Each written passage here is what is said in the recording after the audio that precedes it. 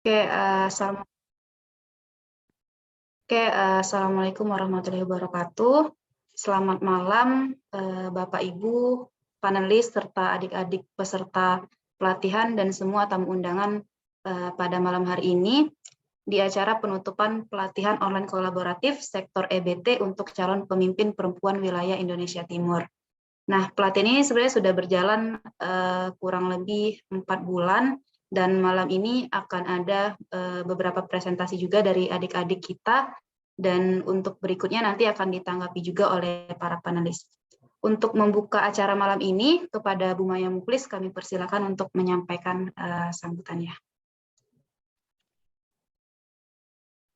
Ya, makasih ya Maya. Ya, backgroundnya masih ini lagi.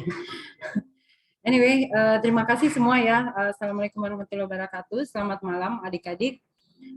Malam ini merupakan sebenarnya kita sekalian menutup kegiatan pelatihan ini yang telah aktif kita lakukan selama 4 bulan berturut-turut ini, dan juga sekalian kita rangkaikan sebagai acara penutupan dari kegiatan pelatihan ini.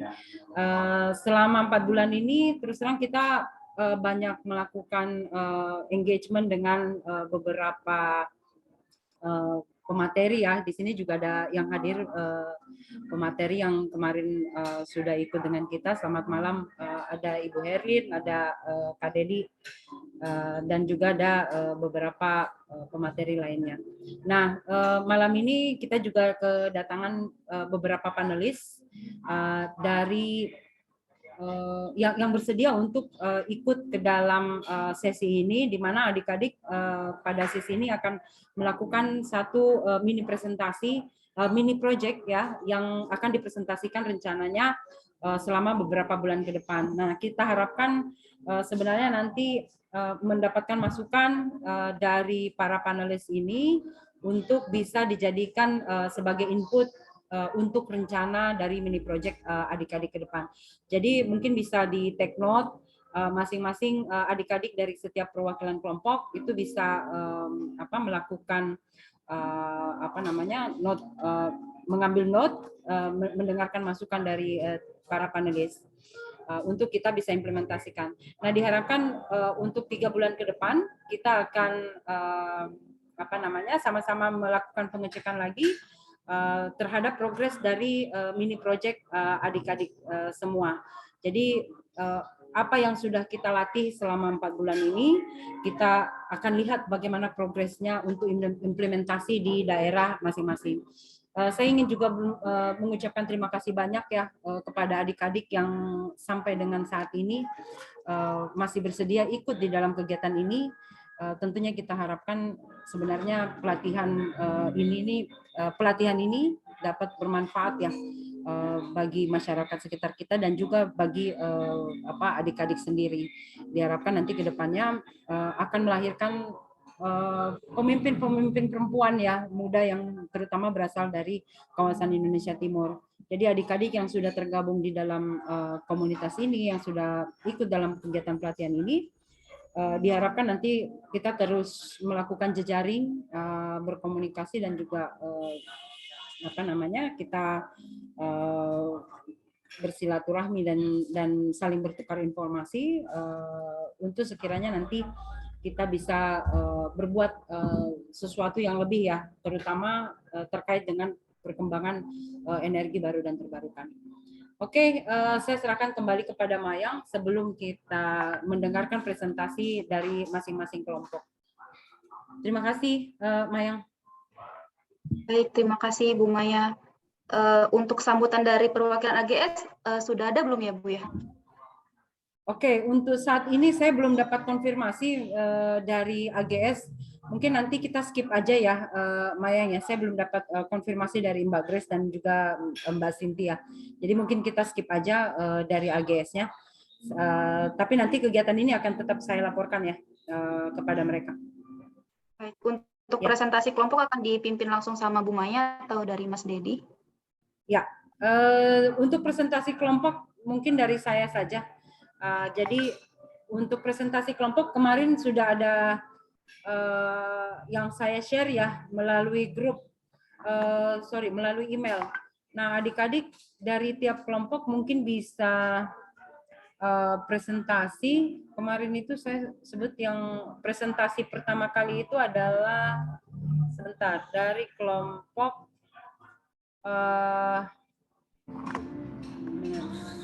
kelompok 3 terkait dengan masalah banjir. Di sini ada Lisa, Asma, dan juga Nurul Anissa. Silakan Lisa.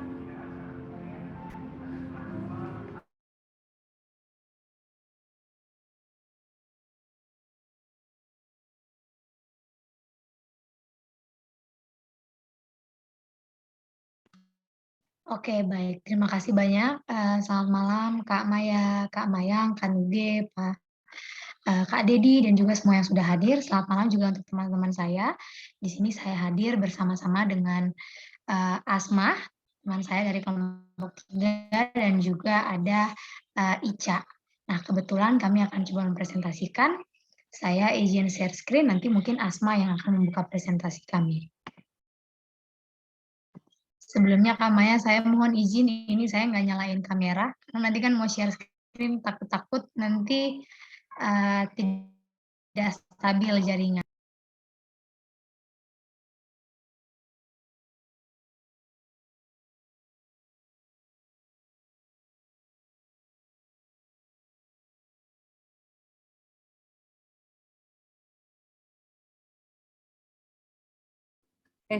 Lisa mau share screen. Saya udah jadikan Lisa co-host. Oke, baik. Terima kasih Kak Maya. Ini saya share screen.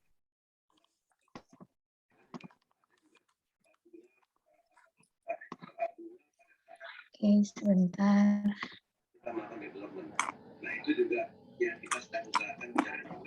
Apakah udah kelihatan slide yang saya share?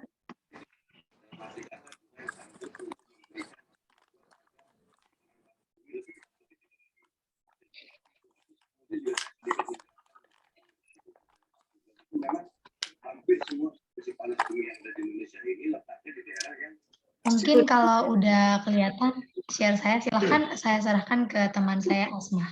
Silakan Asma. Ya, terima kasih Lisa. Oke, Assalamualaikum warahmatullahi wabarakatuh dan selamat malam. Terima kasih sebelumnya atas waktu yang telah diberikan untuk kelompok kami dapat melakukan final presentasi pada mini proyek online kolaboratif Learning PIMO Future Green Energy Leaders. Nah, sebelumnya izinkan saya untuk memperkenalkan diri saya. Perkenalkan, nama saya Asmila Arifin, salah satu dari anggota kelompok 3 pada mini project kali ini. Nah, pada presentasi kali ini akan dibawakan oleh 3 orang, yaitu saya sendiri, yang kedua adalah Lisa, dan ketiga adalah Ica. Nah, mini project pada kelompok 3 ini mengangkat isu banjir, di mana banjir merupakan peristiwa tergenangnya daratan diakibatkan oleh volume air yang meningkat dalam wilayah yang cukup luas dengan rentang waktu yang cukup lama. Nah, next Lisa.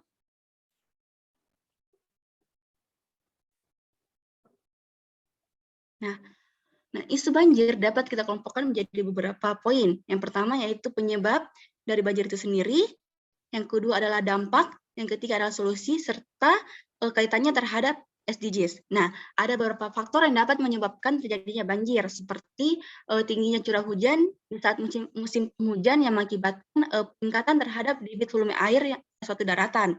Yang kedua yaitu tersumbatnya aliran air pada saluran air atau biasa disebut solokan. Yang ketiga adalah serta kurangnya daerah resapan air dikarenakan adanya pendambangan liar yang dilakukan oleh oknum yang tidak bertanggung jawab. Nah, selanjutnya ada pula dampak dari banjir itu sendiri, yaitu yang pertama adalah adanya korban jiwa, di mana ketika banjir akan muncul beberapa penyakit, seperti demam berdarah, infeksi saluran pernafasan akut, dan lainnya. Yang kedua yaitu kerusakan sarana dan prasarana atau kehilangannya harta benda, dikarenakan ketika banjir telah memasuki rumah, penduduk dapat merusak peralatan dan bangunan itu tersendiri. Selanjutnya yaitu longsor, di mana semakin deras curah hujan maka semakin besar pula kemungkinan tanah dan jalanan terkikis mengakibatkan longsor dan jalanan berlubang. Dan dampak lainnya yaitu aliran air yang terjadi ketika banjir dapat membawa sampah dari beberapa tempat sehingga sampah menjadi berserakan.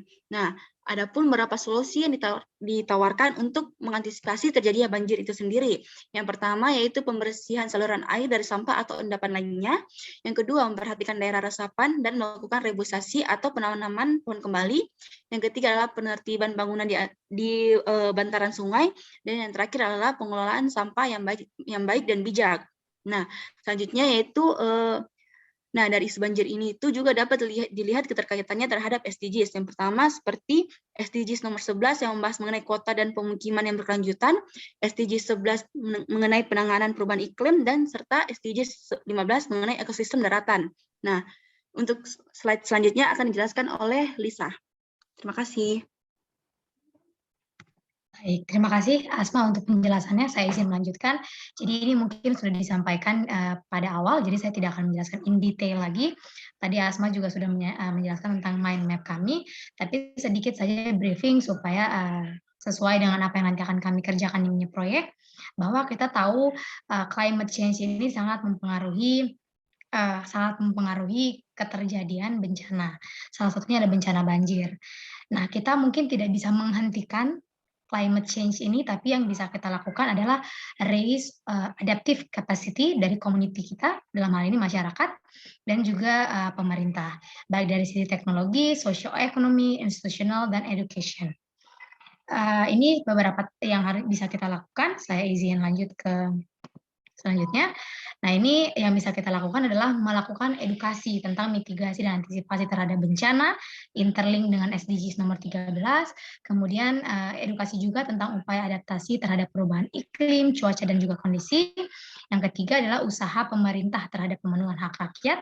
Yang keempat, memperhatikan daerah resapan dan melakukan reboisasi, lalu pembersihan selokan dari sampah dan endapan lain.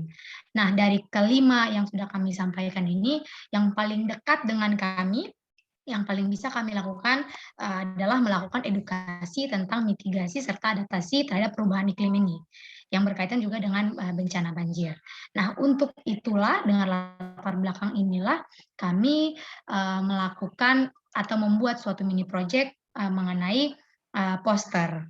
Jadi nanti dalam poster itu kami menjelaskan tentang in detail lagi tentang banjir, kemudian dampaknya seperti apa, dan kira-kira apa sih yang kita bisa lakukan sebagai community, sebagai suatu komunitas yang besar dalam mengantisipasi dan beradaptasi bencana banjir ini. Mungkin itu saya izin lanjutkan ke teman saya, Ica. Baik, terima kasih atas kesempatan yang telah diberikan. Adapun mini project yang akan kami lakukan itu yang pertama dampaknya banjir. Nah, di sini kita akan adapun outcome-nya, hasilnya itu kita memberikan edukasi.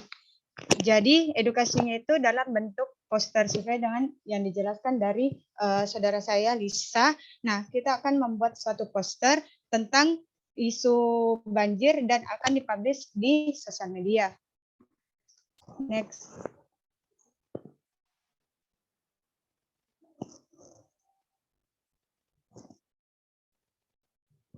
Jadi adapun timeline yang akan kita lakukan, yang pertama kita akan mencari riset tentang konten dari poster itu. Nah, adapun akar masalah yang sudah kita bahas di sini, yang pertama dampak banjir terhadap isu displacement, khususnya anak dan perempuan.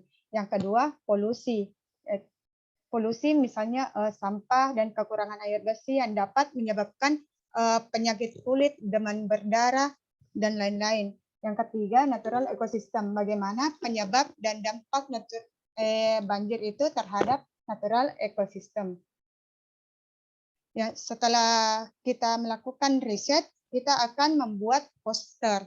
Setelah poster jadi, kita akan publish di sosial media, misalnya di Instagram dan media sosial lainnya. Nah, di sini untuk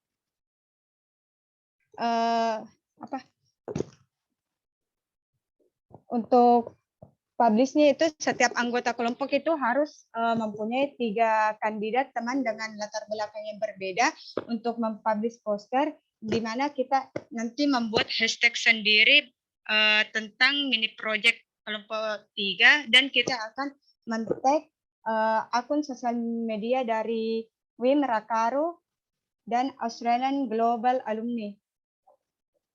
Mungkin itu saja yang bisa saya sampaikan. Terima kasih. Assalamualaikum warahmatullahi wabarakatuh.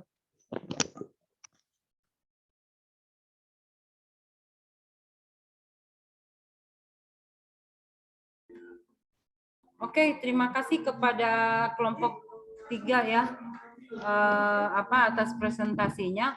Nah, di sini kita ada beberapa panelis. Saya rasa mungkin kita langsung tanyakan saja ya kepada para panelis yang ada di sini. Saya mungkin mulai dari panelisnya, ada Kak Nani Uswanas. Di sini ada juga Ibu Herlin.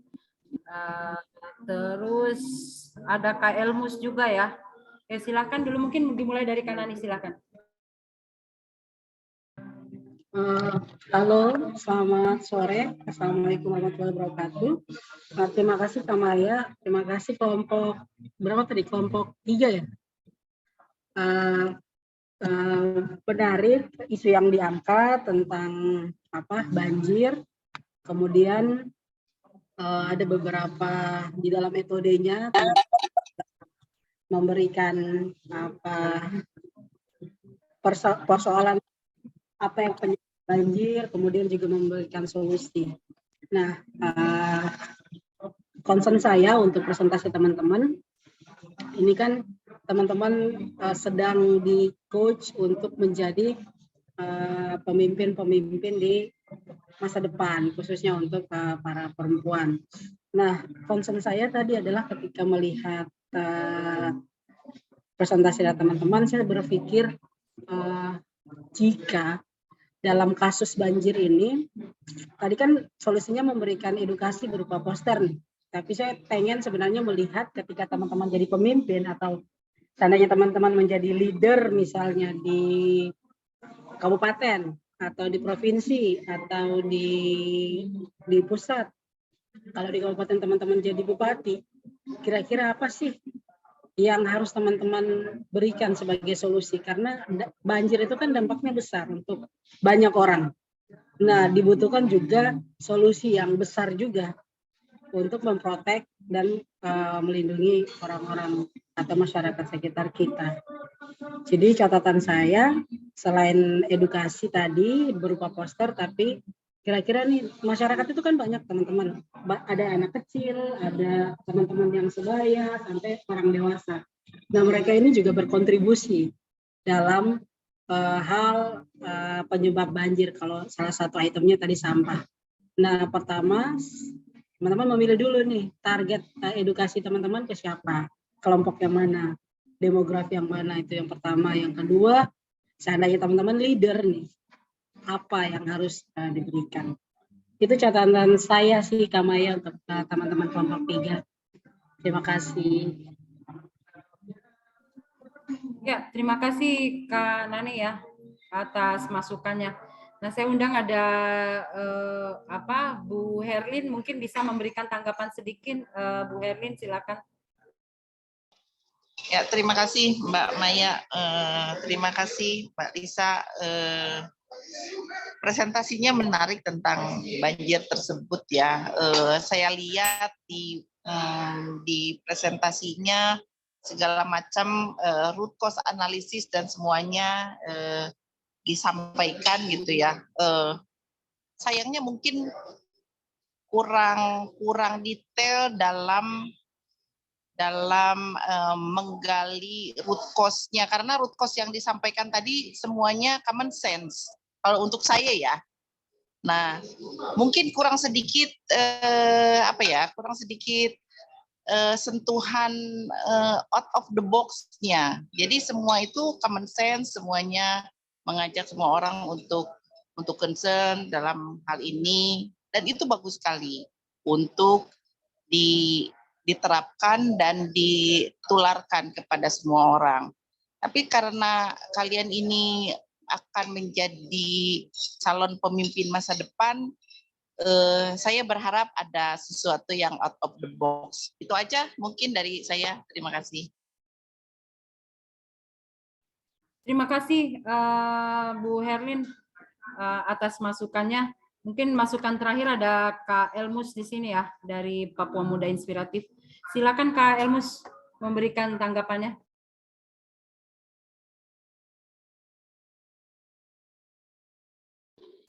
Iya, selamat malam teman-teman semua. Kalau saya akan menambahkan sedikit aja, karena tadi dari Kanani dengan Ibu Herlin sudah menambahkan cukup banyak. Mungkin penambahannya kalau bisa solusinya harus ada inovasi baru. Jadi apalagi ini kan semuanya teman-teman muda dan topiknya tentang women in mining and energy. Jadi harus ada inovasi baru yang teman-teman buat sehingga impact-nya tuh lebih terasa ke masyarakat banyak. Jadi ketika tadi Kak Nani bilang harus menentukan targetnya, nah ketika mau misalnya contoh untuk ke anak-anak atau sampai teenager, itu dibutuhkan inovasi seperti bukan cuma flyer, karena kalau untuk target-target kayak begitu mereka akan bosan cuma melihat flyer. Mungkin dicontohkan dengan buat video atau mungkin sosialisasi atau something yang betul-betul ada inovasinya. Jadi mengikuti tren yang ada sehingga informasi yang teman-teman salurkan atau sesuatu yang teman-teman mau deliver ke teman masyarakat itu dapat diterima sesuai dengan mereka punya cara menerima informasi. Mungkin itu saya sih Kak Maya untuk sekarang ini. Tapi good job, well done lah sudah bisa sampai segitu. Thank you, waktu saya kembalikan. Makasih Kakak Elmus, Ibu Herlin dan Kakak Nani ya untuk masukannya. Saya rasa sangat berguna ya buat adik Lisa dan timnya. Mungkin dari Lisa sebelum kita pindah ke kelompok selanjutnya ada yang mau ditambahkan Lisa atau tanggapannya ya terhadap masukan dari para panelis kita malam ini? Baik, terima kasih Kak Maya. Saya mewakili teman-teman yang lain. Terima kasih banget untuk insightful advice ya, tadi suggestion-nya luar biasa sekali. Memang itu saya relate juga dengan apa yang kami kerjakan. Semoga nanti saran-saran yang udah saya catat, teman-teman kami catat, itu bisa nanti kita olah lagi, karena masih ada 3 bulan ke depan ya Kak Maya ya, kalau tidak salah, untuk kita build lagi, diperdalam lagi. Baik, terima kasih, mungkin itu Kak Maya dikembalikan lagi. Ya, terima kasih kepada kelompok 3 ya, yang sudah memberikan presentasinya malam ini. Mungkin kita bisa berikan aplaus ya kepada kelompok 3. Oke, selanjutnya kita ke kelompok 5. Kelompoknya Claudia ya. Silakan Clau. Ya, selamat malam Mbak. Saya izin untuk share screen. Baik. Belum diizinkan ya?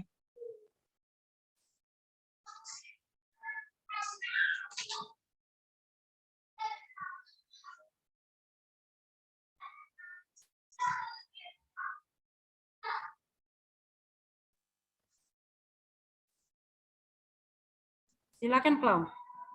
Ya.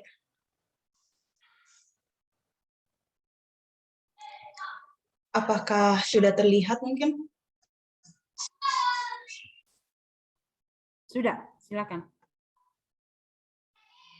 Assalamualaikum warahmatullahi wabarakatuh. Shalom, namo buddhaya, Om Swastiastu, salam kebajikan.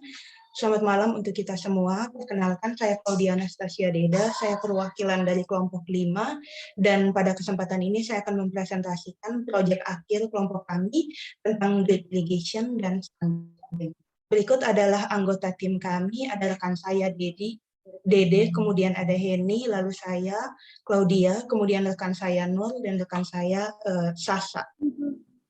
Berikut adalah outline presentasi kami secara umum yang dimulai dari pembahasan background, kemudian literatur review yang kami lakukan, progres, dan rencana kami selanjutnya.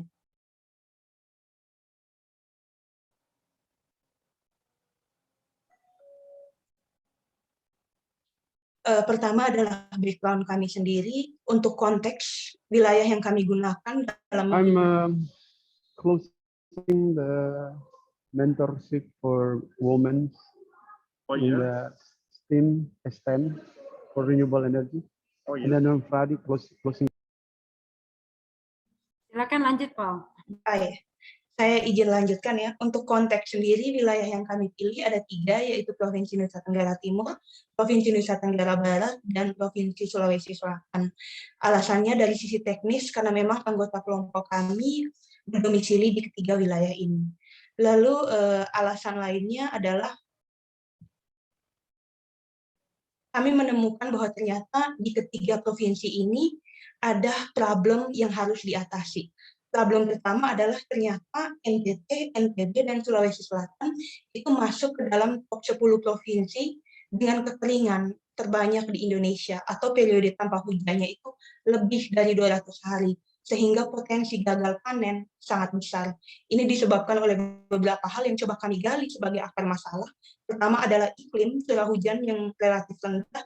Yang kedua, ternyata pemanfaatan sistem irigasi lahan rumah tangga maupun lahan pertanian belum optimal. Lalu dampaknya adalah pengurangan gizi buruk yang menyebabkan adanya stunting. NTT sendiri adalah provinsi nomor 1 stunting di Indonesia, NTB nomor 3 di Indonesia, Sulawesi Selatan tidak masuk dalam 10 besar, tapi angka stuntingnya itu masih lebih besar dari angka nasional. Jadi angka nasionalnya 24,4, tapi angka stuntingnya 27,4%. Nah, setelah dikaji, akar masalahnya ada 2. Pertama, ternyata isu stunting ini kurang familiar di anak muda, yaitu anak-anak yang berusia 15-30 tahun. Yang kedua, ternyata usia pernikahan dini itu sangat tinggi di ketiga provinsi ini, di mana rata-rata usia pernikahan adalah 20 tahun. Setelah melihat permasalahan tersebut, solusi yang coba kami tawarkan adalah memberikan seminar mengenai isu stunting, kemudian juga penggunaan lahan pekarangan rumah untuk aplikasi TV drip irrigation dengan target anak muda. Adapun outcome yang diharapkan adalah kami bisa meningkatkan awareness anak muda dengan 2 keluaran. Keluaran utama tentu saja untuk peningkatan awareness. Keluaran kedua adalah studi pre-feasibility study dan literatur terkait drip irrigation yang bila memungkinkan dipublikasikan pada media atau jurnal dan dalam jangka panjang mungkin berpotensi menjadi pilot project.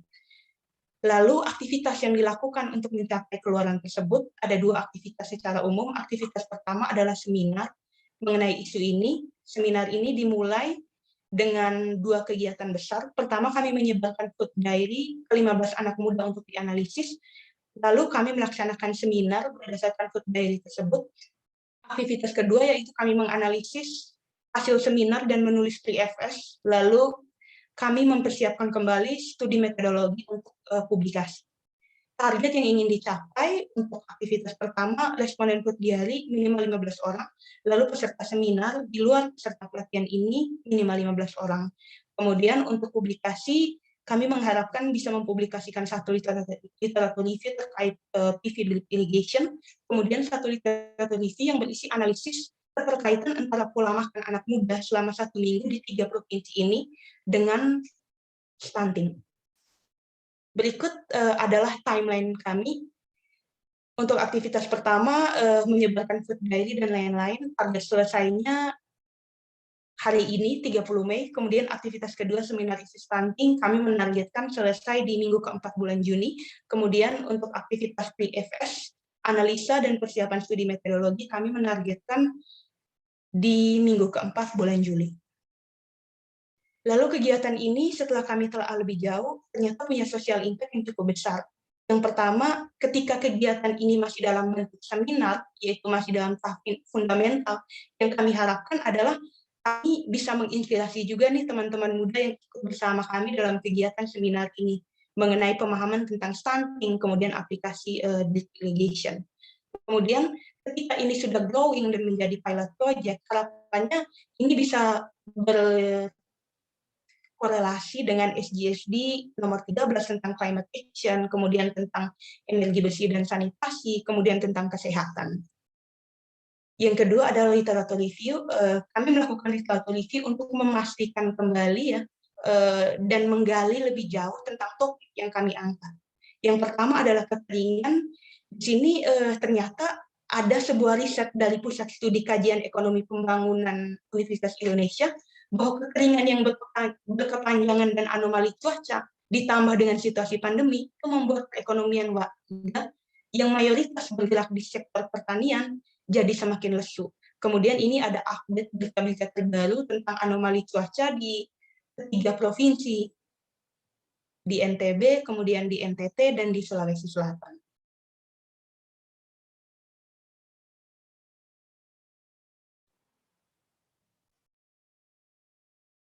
Selanjutnya, kami juga mengkaji lebih dalam lagi mengenai stunting, ternyata akibatnya dari perkembangan otak dan fisik terhambat, sulit berprestasi, rentan terhadap penyakit. Lalu ternyata yang menarik bahwa ketika dewasa juga cenderung lebih mudah untuk terkena obesitas atau kegemukan. Lalu stunting juga berpengaruh terhadap tingkat intelijensia anak-anak. Nah, lalu setelah kami kaji, ternyata penyebab utama masalah stunting, khususnya di Indonesia, itu 45% akar masalah itu kita kemiskinan, sehingga masyarakat ini tidak dapat memenuhi kebutuhan gizi.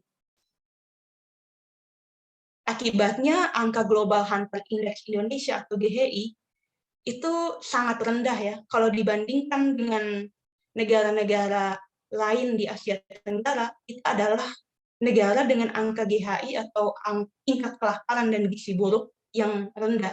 Jadi nilai GHI ini semakin tinggi nilai GHI, berarti tingkat kelaparan dan gizi buruknya semakin banyak. Di tahun 2016, Indonesia itu 21,9% masuk kategori serius, sementara bila dibandingkan dengan negara-negara lain, kita masih sangat tertinggal. Thailand hanya 11,8, Vietnam 14,5, Filipina 19,9, hanya Kamboja 21,7 yang mendekati Indonesia. Nah, selain itu kami mengkaji lebih dalam lagi nih terkait ilustrasi PV dan drip irrigation skala rumah tangga. Berikut adalah ilustrasinya. Jadi sistem ini nantinya akan ada pemasangan solar panel untuk skala rumah tangga. Kemudian solar panel ini menghasilkan energi listrik. Energi listrik inilah yang akan digunakan sebagai sumber energi untuk mengalirkan sistem irigasi tetes pada pekarangan rumah. Ini adalah gambaran sistem irigasi tetes.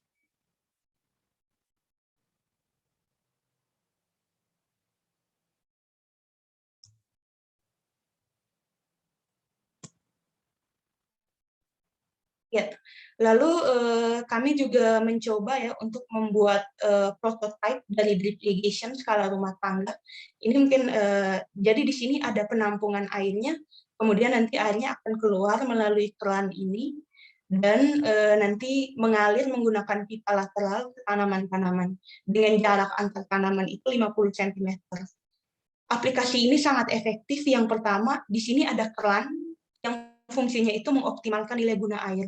Jadi debit air yang keluar itu bisa dikontrol dengan keran di sini. Dan sistem ini terbukti 50% sangat efisien untuk mengurangi jumlah air.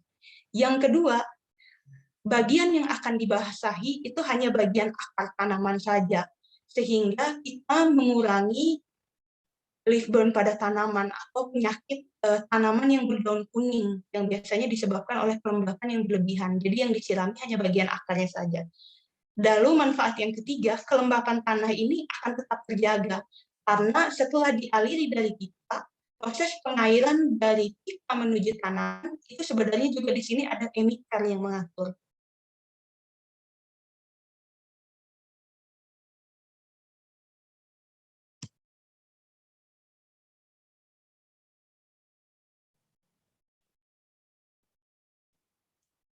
Ya.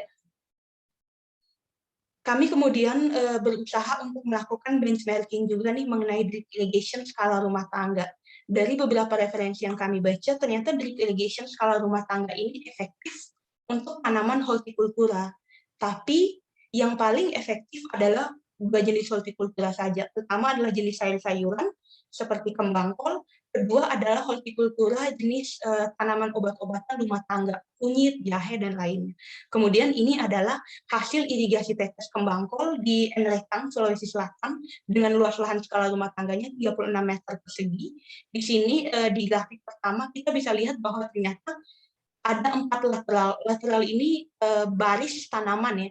Dan keempat baris tanaman ini pertumbuhan kembang kolnya setiap lateral cenderung stabil dan selalu meningkat. Lalu yang kedua, ketika dihitung ternyata maksimal debit air yang dibutuhkan setiap jam itu hanya 1,4 liter per hari. Jadi sebenarnya dalam sehari hanya akan menyiram 2 kali, pagi hari dan sore hari. Di pagi hari 30 menit, di sore hari 30 menit. Nah, gabungan pagi hari dan sore hari itu kita cuma butuh 1,4 liter. Artinya dalam sekali penyiraman dengan asumsi lahan 36 meter persegi itu kita hanya butuh 0,7 liter.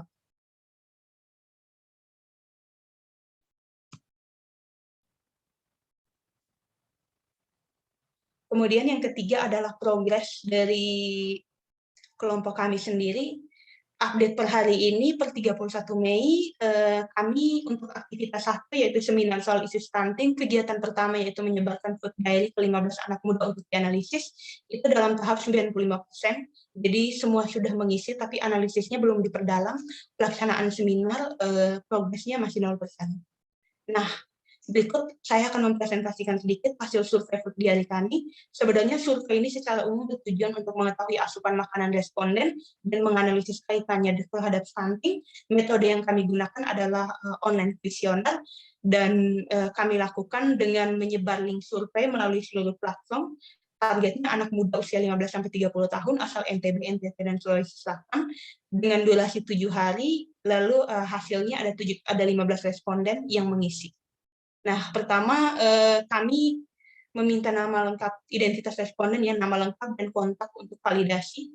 Kemudian yang kedua ada asal provinsi, di mana persebarannya hampir merata.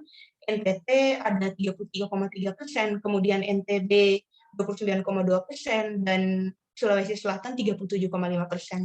Dengan range usia dominan adalah yang berusia 20-25 tahun, tapi ada juga yang berusia 15-20 tahun, 16,7% mengisi, dan sisanya berusia 25-30 tahun.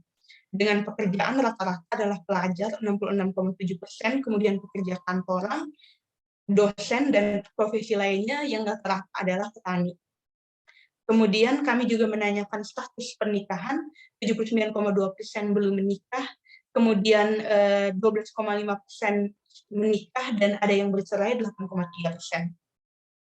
Pada online kuesioner kali ini, pertanyaan yang kami ajukan pertama-tama adalah tingkat pengetahuan responden terhadap isu stunting. Ternyata dari kuesioner yang disebarkan, dominan 83,3% itu masih cukup tahu seputar stunting, belum tahu secara mendalam. Nah, kami juga menanyakan pendapat deskriptif dari responden mengenai stunting dan penyebabnya. Di sini kami dapat jawaban yang sangat beraneka ragam, tapi dominan sudah cukup tahu bahwa stunting ini disebabkan oleh kekurangan gizi, kemudian gagal tumbuh pada anak, lalu lambatnya pertumbuhan anak.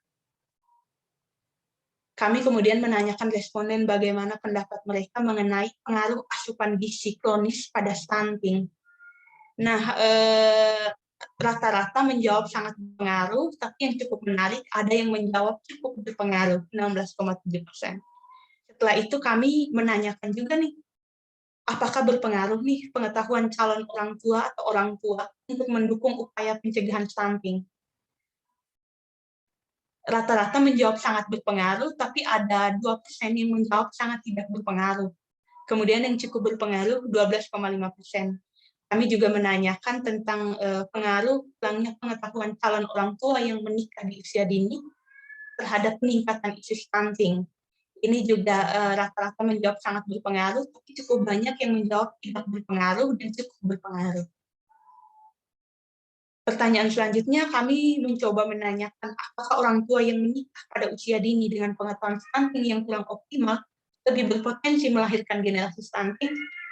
Nah, ternyata 50% itu setuju dan ada 37,5% yang tidak setuju.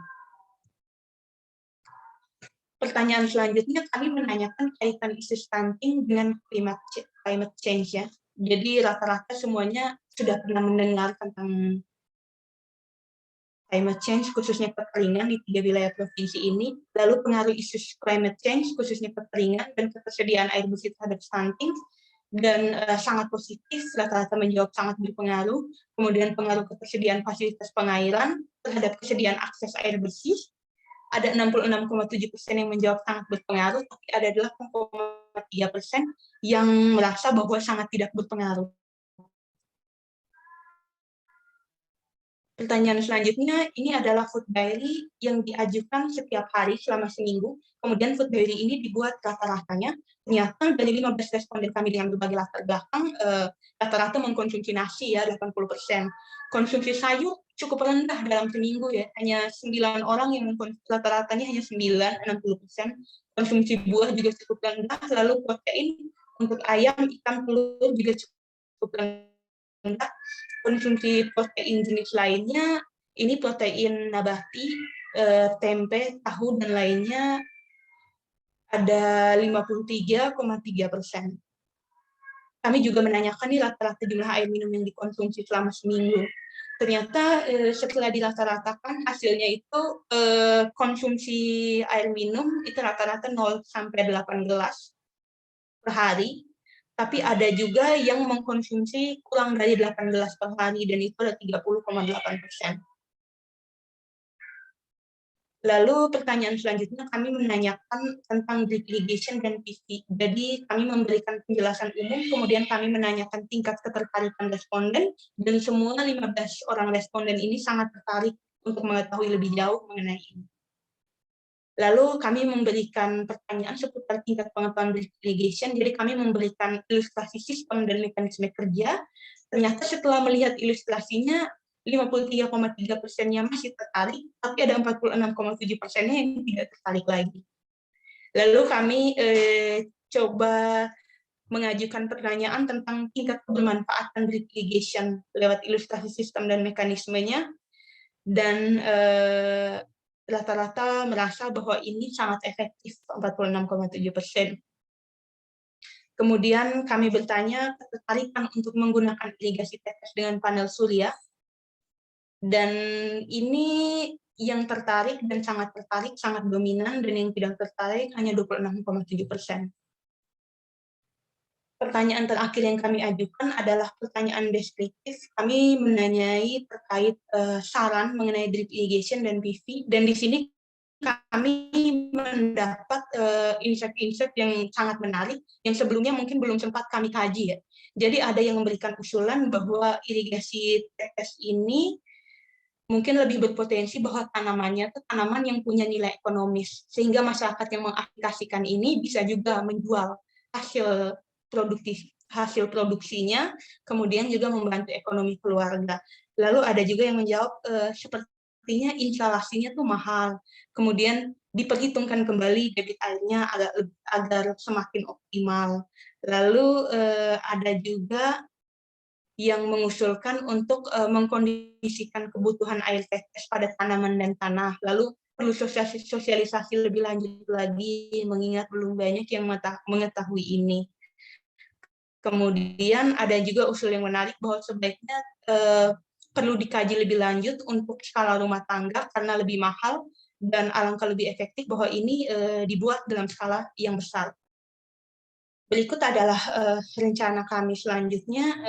Setelah mendapatkan hasil survei ini, rencana kami selanjutnya adalah untuk mengkaji lebih lanjut lagi hasil survei, kemudian melaksanakan seminar isu stunting yang disebabkan oleh kekeringan dan solusi penggunaan lahan pekarangan lumak untuk aplikasi PV drip irrigation.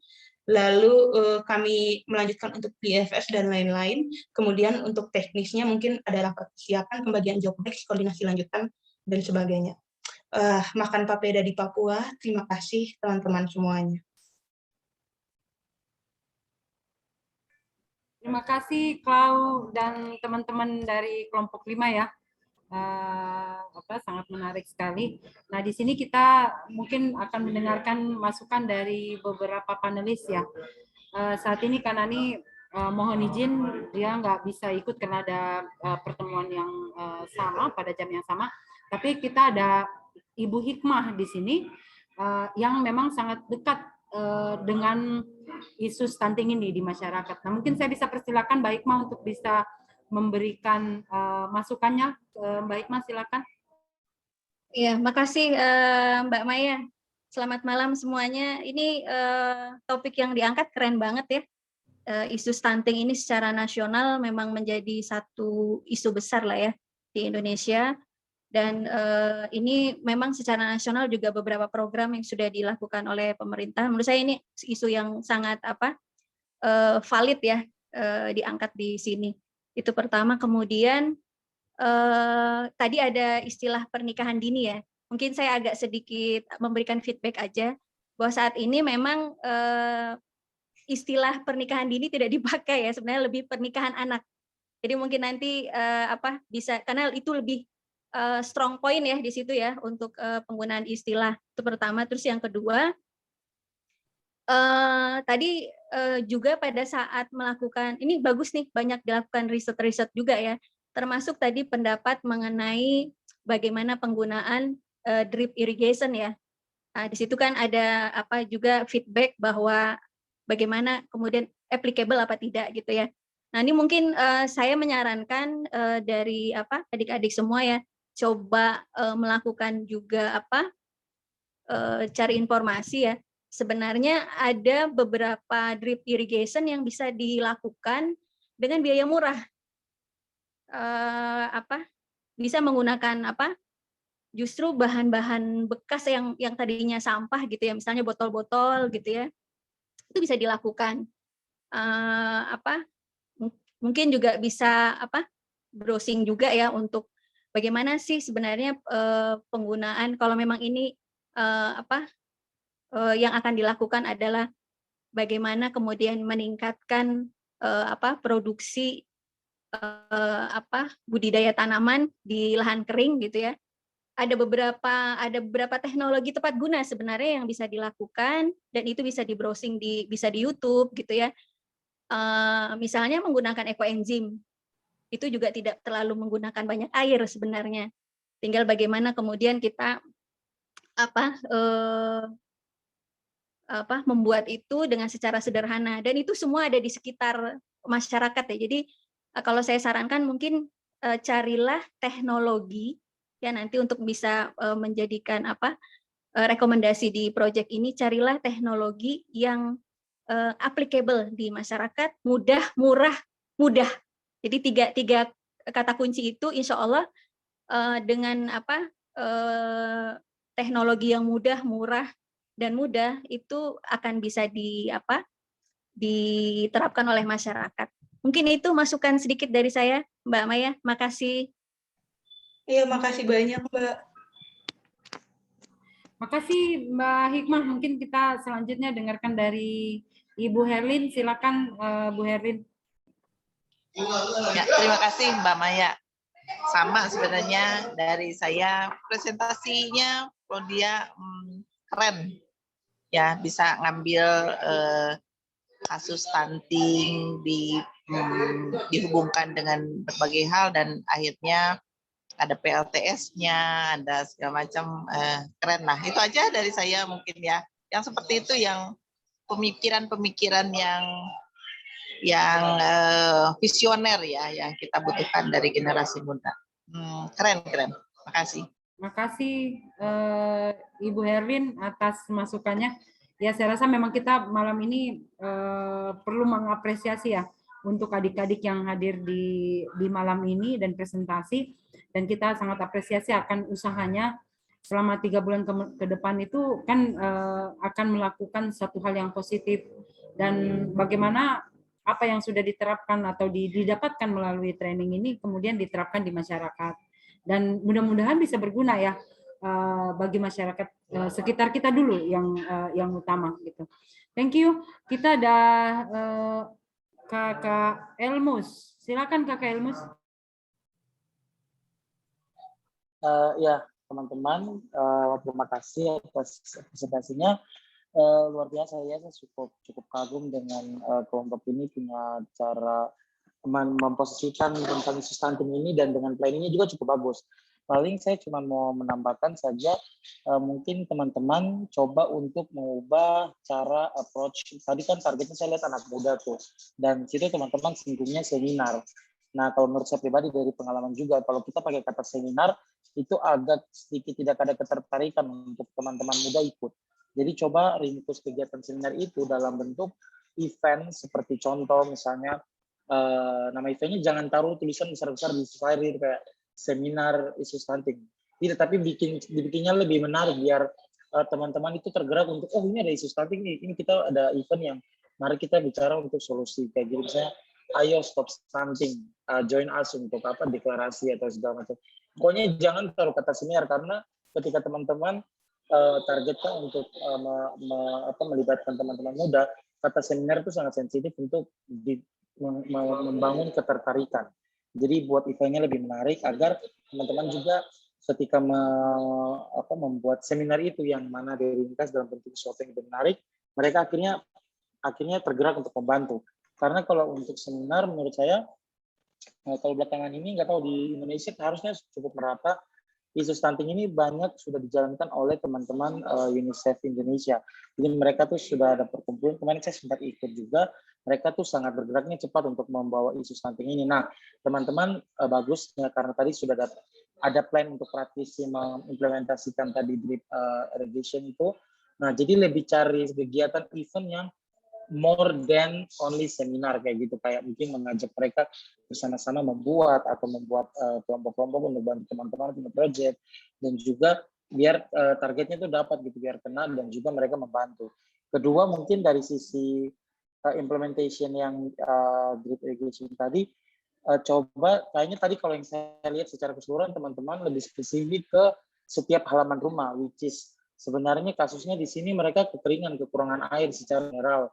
Jadi coba lagi pikir sesuatu yang bisa membantu, misalnya contoh di satu desa ini dia sering kekeringan. Coba pikir untuk distribusi air untuk desa itu dulu, jangan sampai teman-teman pikir terlalu fokus ke masing-masing rumah, tahu-taunya nanti justru tidak cukup untuk satu desa itu kayak gitu. Karena mereka kan punya problem kan tuh tentang kekurangan air. Jadi harus bertahap. Pertama teman-teman pikirnya untuk secara general desa itu, nah nanti kedepannya akan lebih spesifik ke setiap rumah untuk tanamannya kayak gitu, biar lebih kena sih menurut saya. Itu menurut saya, karena kalau kita fokusnya langsung ke detail itu agak susah. Misalnya contoh satu desa itu ada isi berapa ratus rumah, itu teman-teman akan ribet untuk mengimplementasikan. Tapi coba pikir sesuatu yang bisa desa itu atau kampung itu buat secara general, ketika mereka sudah terpenuhi baru mulai ke detail-detailnya kayak gitu. Itu saja sih Kak Maya dari saya. Terima kasih luar biasa teman-teman. Terima kasih Kakak Elmus ya untuk komentarnya. Nah mungkin dari Claudia dan teman-teman ada yang mau ditanggapi, silakan. Kalau dari saya mewakili teman-teman, mungkin masukan-masukannya tadi sangat bagus untuk kami ya. Kalau dari Mbak Hikmah tadi yang terkait penerapan teknologi yang tepat guna, tapi yang mudah, murah, mudah. Ini yang sebelumnya belum kami notice dalam proses pembuatan proyek ini. Lalu kalau yang dari Kak Elmus tadi juga tentang branding kegiatan yang lebih mengapproach anak muda, itu juga sangat menarik, dan itu juga hal-hal yang sangat fundamental sebenarnya, tapi belum kami notice juga. Jadi terima kasih banyak untuk masukannya. Terima kasih banyak Clau dan teman-teman dari kelompok 5 ya, sangat apresiasi sekali. Kita berikan aplaus ya. Terima kasih banyak. Nah, selanjutnya kita ke kelompok kedua ya, kelompok 2 dari anggotanya Risma, Hosana, Rizka, Rizky, dan Ristika. Oke, mungkin saya bisa dengan siapa ya? Sama Risma ya? Silakan Iya, Risma. selamat malam Mbak Maya semuanya. Saya bisa, sebentar, saya akan bacakan dulu prolognya mungkin Mbak Maya. Sebelumnya, selamat malam semuanya, shalom, salam sejahtera untuk kita semua. Terima kasih kesempatannya. Saya perwakilan dari kelompok 2 akan menjelaskan tentang mini project kami yang kami sudah rencanakan dari beberapa minggu sebelumnya. Ini juga menjadi sebuah goals dari pelatihan yang diadakan sama Winnie. Baik, untuk mini project yang kami rencanakan dan akan kami tawarkan juga projectnya itu seperti contohnya ini adalah kami akan membuat suatu artikel Dan artikel itu kategorinya feature, ini tentang mengangkat tentang isu lingkungan, yaitu sampah. Saya akan membacakan tentang prolognya dulu, sebelum menjelaskan bagaimana proses proyek ini akan berlangsung. Nah, seperti yang kita ketahui bahwa sampah ya, permasalahan sampah atau permasalahan mengenai sampah ini merupakan hal yang sangat membutuhkan perhatian serius dari berbagai pihak dan warga sekitar. Berbagai pihak di sini adalah pemerintah, organisasi yang memang interest di isu lingkungan. Kemudian ya karena untuk saat ini sampah masih menjadi persoalan yang dapat kayak sebuah kegagalan dalam hal penanganannya. Walaupun beberapa organisasi atau komunitas yang memang di bidang lingkungan di daerah-daerah tertentu sedang berjuang untuk penanganan sampah ini. Nah, jika dilihat dari dampak yang pasti akan terjadi dalam masyarakat jika penanggulangan sampah tidak ditangani dengan baik, akan berimbas pada menurunnya kualitas kehidupan. Tentunya keindahan lingkungan, potensi terjadi bencana seperti banjir akan lebih besar karena tidak menutup kemungkinan sampah area tersebut di area banyaknya sampah itu akan menghalangi arus air sehingga terjadi bencana alam. Dan itu juga akan menurunkan kualitas kesehatan warga masyarakat di sekitaran area polusi sampah itu. Nah, sebentar Mbak Maya.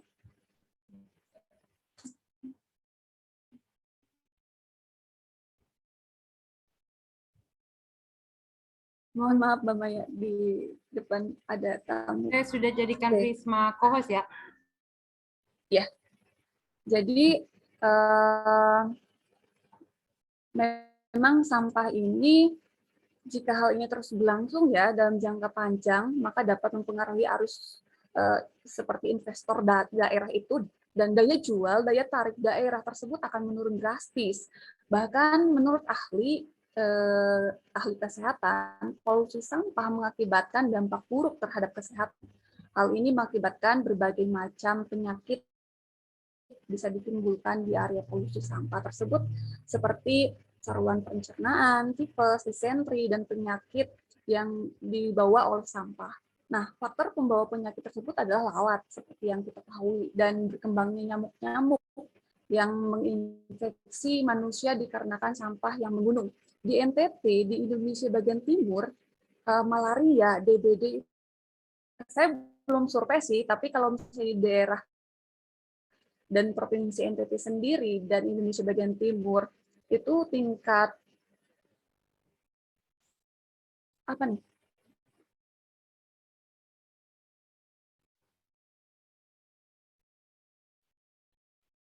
Mohon maaf, Mbak Maya, ini audio dari mana ya? Halo?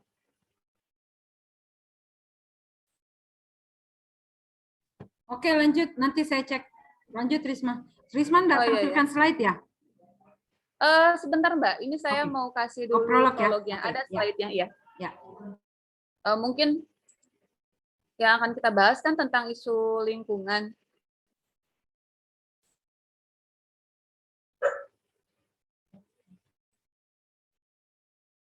Sebentar Mbak Maya, ini agak mengganggu sedikit. Apa ini dari saya ya? Sepertinya gitu, Risma. Kayaknya nggak ada yang bocor.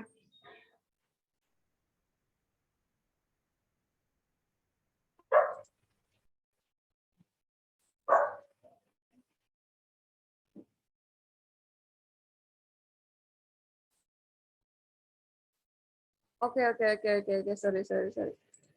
Benar, ini dari saya. Mohon maaf semuanya. Baik, saya lanjutkan kembali.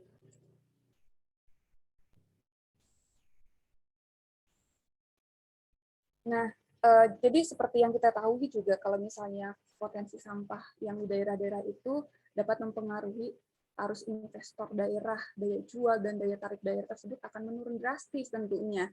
Bahkan kalau misalnya daerah NTT sendiri kan ini udah kayak dipromosikan untuk wisatanya. Nah, kalau misalnya di daerah NTT atau Indonesia bagian timur sendiri, penanganan sampahnya masih belum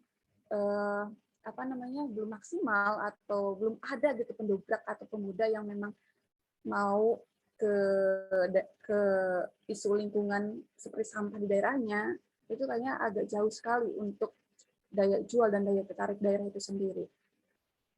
Kemudian dampak lingkungan, dampak sampah ini ya, dampak buruknya itu sampah terhadap lingkungan itu seperti apa sih?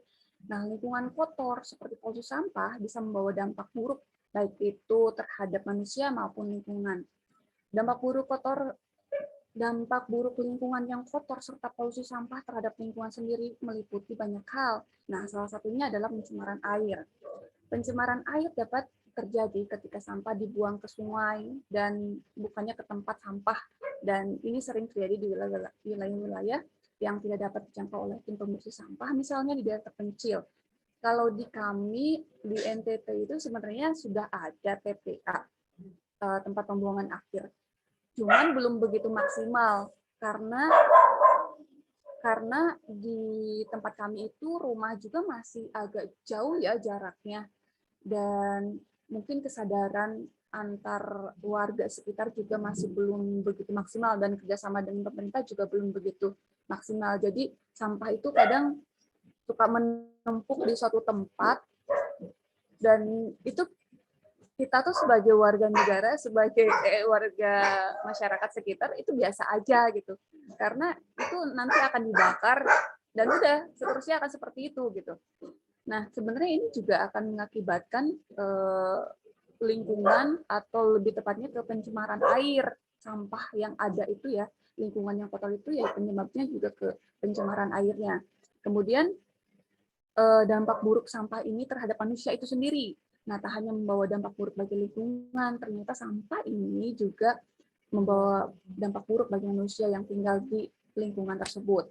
Ya, sebagai contohnya itu, polusi sampah diketahui dapat mengakibatkan peningkatan berbagai macam penyakit infeksi saluran pencernaan. Seperti itu. Dan mungkin saya bisa buka slide-nya untuk proyek saya.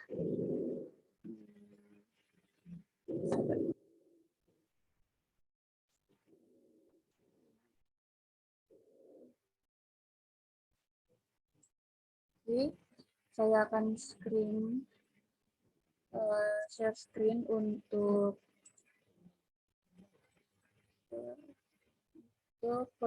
mini project kami. Sudah tampak Mbak Maya dan teman-teman semuanya? Oke, sudah. Silakan. Nah, seperti yang tadi saya sudah sampaikan bahwa memang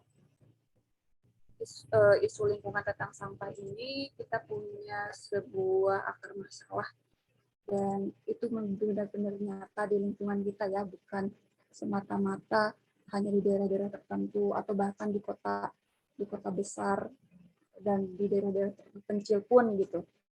Nah, jadi saya akan masuk ke akar masalahnya terlebih dahulu. Nah, kurangnya kesadaran anak muda dalam isu lingkungan.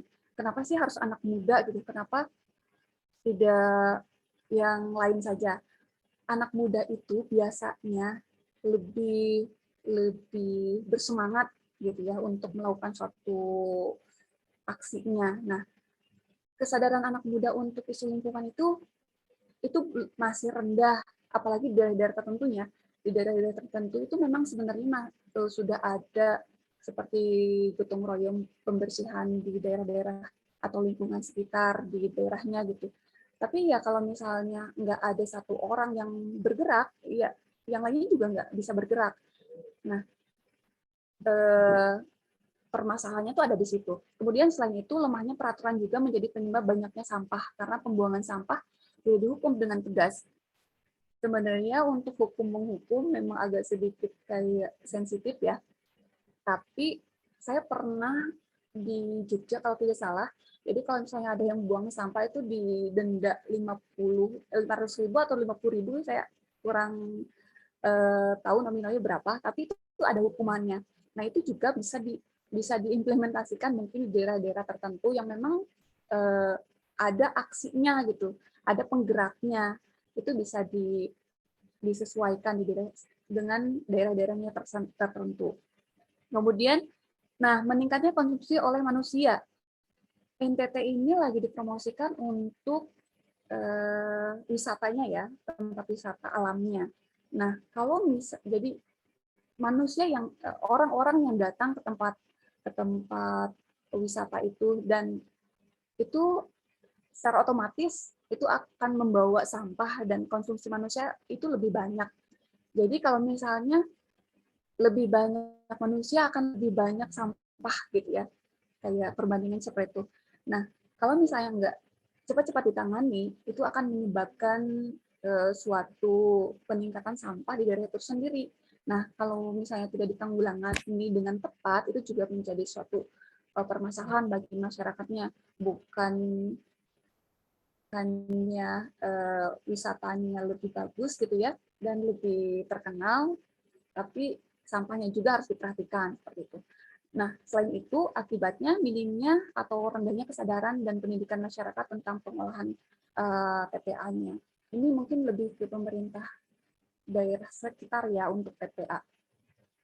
Di daerah saya sendiri saja, dan kami sempat berdiskusi dengan teman kelompok juga, untuk TPA-nya itu nggak difungsikan dengan maksimal. Ini saya kurang tahu kalau misalnya daerah seperti di Kupang dan di Ambon.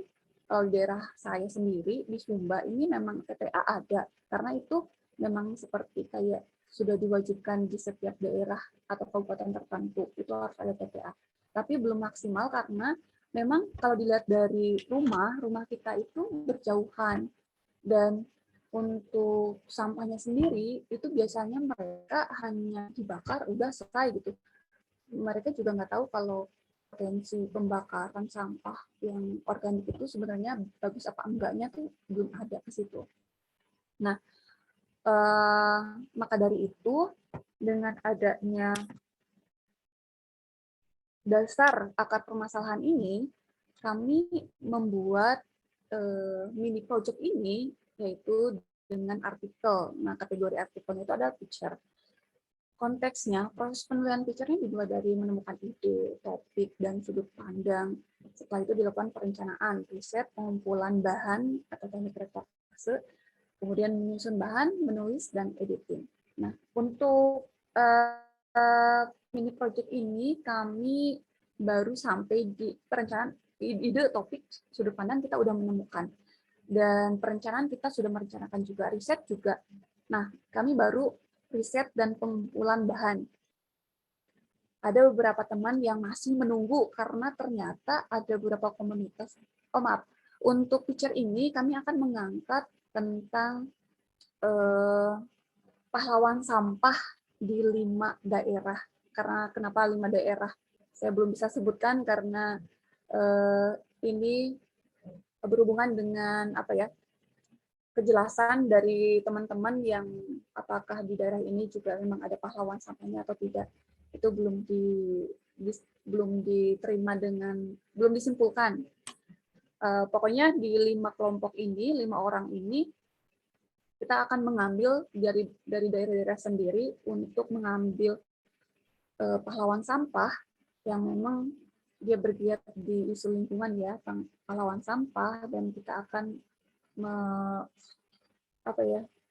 membuat feature human interest. Nah, kenapa kita mengambil feature human interest ini? Supaya dari kelima pahlawan sampah yang di daerah kami, tempat tinggal kami, gitu ya, khususnya di Indonesia bagian timur, ada pahlawan-pahlawan sampah yang akan mengikuti selanjutnya. Dan ini juga saya buktikan sendiri ya. Jadi ada satu pahlawan sampah di lingkungan saya di SPB Kabupaten Sumber Barat Daya ini, dan ternyata orang ini terinspirasi dari pahlawan sampah yang ada di Papua dan di Sumba Tengah. Nah, semakin banyak pahlawan sampah bagi kami di kelompok 2 ini, berarti akan semakin banyak aura-aura positif yang akan menggerakkan bahwa tentang pedulinya sampah di lingkungan sekitar aja dulu gitu. untuk konteksnya seperti itu. Nah, outcome-nya seperti apa? Jadi ya meningkatkan kesadaran anak muda dalam memecahkan permasalahan yaitu isu lingkungan di masing-masing daerah yang akan melibatkan komunitas peduli sampah. Mungkin ini sebagian kecil, tapi kami berharap bahwa kesadaran anak muda dengan adanya pahlawan sampah yang kami akan terbitkan ini, akan ada pahlawan sampah yang lain yang berikutnya di daerah-daerah sekitar atau daerah-daerah yang baru gitu. Terus untuk aktivitasnya ya seperti tadi yang saya sudah jelaskan bahwa aktivitas pertama kita akan melakukan ide kami sudah melakukannya yaitu isu lingkungan di lingkungan daerah masing-masing di 5 daerah di Pulau Sumba, di Pulau Sumba, kemudian Kupang, ada juga di Papua, di Ambon, dan satu lagi di mana ya, saya lupa satu lagi. Jadi ada 5 daerah di Indonesia bagian timur. Kemudian aktivitas yang kedua yaitu merencanakan, meneliti latar belakang. Maksud meneliti latar belakang ini adalah kita kan akan memunculkan atau mempublish satu beberapa 5 orang gitu ya, dan kita akan menggali latar belakang orang-orang yang akan dinobatkan sebagai pahlawan sampah. Gitu. Terus untuk aktivitas yang ketiganya yaitu kerja lapangan. Nah ini juga kami sedang melakukannya, yaitu mengumpulkan bahan, kami mewawancarai dan melihat agenda-agenda yang sedang dilakukan atau bahkan yang sudah dilaksanakan sama komunitas tersebut. Dan aktivitas yang tepatnya yaitu mengorganisasikan bahan-bahan. Jadi kita akan memulainya apa dulu gitu. Jadi setelah bahan-bahan itu terkumpul, kita akan mengorganisasikan supaya nanti kita bisa menulis dengan baik. Dan seperti yang kita lihat bahwa aktivitas kelima itu adalah menulis. Jadi ada menulis untuk draft dulu, dan aktivitas yang keenamnya menulis ulang, maksudnya untuk memaksimalkan hasil tulisan kami dan mengeditnya, kemudian mengkoreksi, dan setelah itu kita akan melakukan aktivitas yang ketujuh atau yang terakhir yaitu publikasi. Nah, publikasi di sini di media sosial, ini di blog ini, dan ada beberapa rekan di kelompok kami juga, dan kebetulan ada rekan saya juga yang memang di media elektronik, bergelut di media elektronik. Saya masih menunggu di pos Kupang sih, tapi belum ada respon dari teman, dari kawan dari sana. Biasanya kalau misalnya mau dipublish di koran atau media yang regional atau bahkan nasional gitu, biasanya waiting list, dan kalau misalnya memang nggak ada dalam satu pekan itu isu yang paling yang berkaitan pada minggu itu tuh apa, biasanya itu yang paling cepat diterbitkan.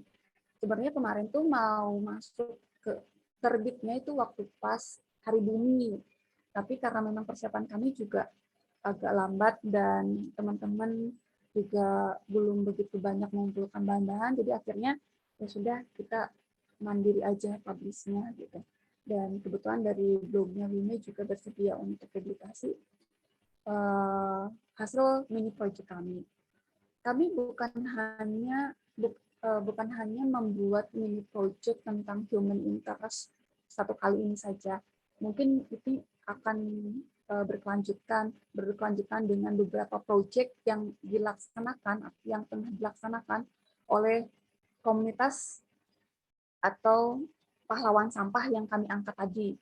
Jadi kita akan merilis kegiatan-kegiatan yang akan dilaksanakan atau tengah dilaksanakan oleh pahlawan sampah yang kami ambil tadi. Mungkin ya untuk timeline-nya. Untuk timeline-nya, aktivitas pertama di minggu kedua bulan Mei ya kami sudah melaksanakannya. Jadi kemarin minggu kedua bulan Mei itu. Kemudian aktivitas ketiga sama aktivitas keempat itu wawancara narasumber. Ini kami agak lambat sih, ini udah tanggal 22 tapi belum belum rampung semua dan bahan-bahannya belum kumpul semua. Kemudian mungkin kami akan undur sedikit untuk aktivitas seperti menulis dan mengkoreksi, mengedit ulang. Itu minggu terakhir. Sebenarnya minggu ini harus sudah selesai dan awal bulan Juni itu kita udah publish, tapi agak lambat. Jadi mungkin nanti akan diundur minggu kedua bulan Juni seperti itu. Mungkin itu aja Mbak Maya dan semuanya. Terima kasih. Ya, makasih ya Risma atas presentasinya. Mungkin kita dengarkan pendapatnya. Mungkin kita mulai dari Kak Elmus. Silakan Kak Elmus.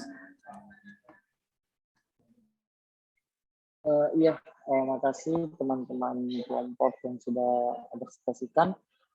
Ya mungkin kalau dari saya, kebetulan saya ini aktivis lingkungan, jadi saya juga punya ada gerakan namanya, kalau teman-teman lihat Instagram Papua Next Generation, itu fokusnya untuk reuse, renew, recycle, reuse dan reduce, jadi mengurangi penggunaan plastik, terus menggunakan barang yang bisa digunakan dan juga recycle apa yang bisa di-recycle. Jadi saya sangat tertarik ya dengan isunya. Nah sebenarnya kalau dari pandangan saya, menurut saya dari presentasi teman-teman, untuk research-nya, untuk pencariannya dan langkah-langkah yang dilakukan sebenarnya sudah bagus. Cuman saya kurang tertarik dengan project tipe projectnya. Karena menurut saya kalau untuk buat paper atau tulisan itu kayaknya sudah cukup banyak di luar sana. Nah kita ini kan anak-anak muda nih. Boleh itu nggak salah. Sebenarnya kegiatan apapun saja itu bisa dibuat dalam bentuk tulisan, walaupun dalam bentuk di website atau apa. Cuman kalau untuk teman-teman muda kayak kalian yang punya banyak pemikiran, bisa aktif di sosial media, harus you can do more than only writing a paper. Contoh yang saya mau kasih ini tantangan, misalnya contoh kalau teman-teman mau proyeknya dibuat di skema seperti video advertising, di mana mungkin teman-teman record penggunaan mungkin videonya bisa lucu atau edukasi video misalnya ada yang buang sampah terus teman-teman ada yang tegur di kelompoknya tegur jangan buang sampah jadi sebarkan melalui TikTok. Nah sesuatu inovasinya segini sebenarnya dibutuhkan dari teman-teman muda biar ada sesuatu hal baru karena untuk only writing a paper itu sudah banyak sekali yang membuatnya gitu dan saya yakin dan saya jamin anak-anak muda zaman sekarang nggak akan baca begitu panjang hasil penelitian kecuali kita yang mahasiswa. Ketika kita mau mencari sesuatu atau membuat sesuatu, kita akan baca. Tapi untuk general anak-anak muda itu mereka jarang sekali sekarang niat bacanya itu kurang. Mereka lebih banyak scrolling TikTok, scrolling Instagram, scrolling Facebook. Nah, teman-teman gunakan media ini untuk mendeliver pesan-pesan yang mau disampaikan. Contohnya kayak tadi, kayak mau stop pembuangan sampah sembarangan, atau mungkin simpelnya contoh lagi yang saya bisa berikan mungkin di daerah teman-teman masing-masing ada bank sampah, jadi mengarahkan teman-teman untuk ayo buang sampah ke sini, kumpul sampah ke sini, kayak gitu. Buat something yang lebih interesting lah untuk dilakukan. Karena kalau untuk writing kayaknya outputnya akan sedikit, menurut saya itu impact-nya juga akan kecil. Kayak teman-teman sekarang di Papua itu banyak komunitas-komunitas bikin angkat sampah ketika hari sampah sedunia atau hari recycle sedunia, itu mereka kumpul sampah di pinggiran pantai. Walaupun memang itu kita lihat kayak mereka buat apa sih penggunaan, tapi itu movement yang ditunjukkan agar orang-orang itu sadar gitu. Jadi bukan cuma kita tulis, bukan cuma kita bicara, namun ada action di balik itu kayak gitu. Jadi bikin suatu movement, mungkin contohnya ayo 10 hari tanpa menggunakan plastik, contohnya kayak gitu. Jadi buat sesuatu yang akan buat booming di teman-teman punya kampus atau teman-teman punya lingkungan, komunitas segala macam. Kayak gitu sih menurut saya. Minta maaf saya agak banyak komentar karena kebetulan ini karena saya punya profesi sekarang juga sebagai aktivis sampah kayak gitu. Dan juga mendukung SDGs kayak gitu. Oke, thank you Mbak Maya, saya untuk kembalikan. Thank you teman-teman yang sudah presentasi.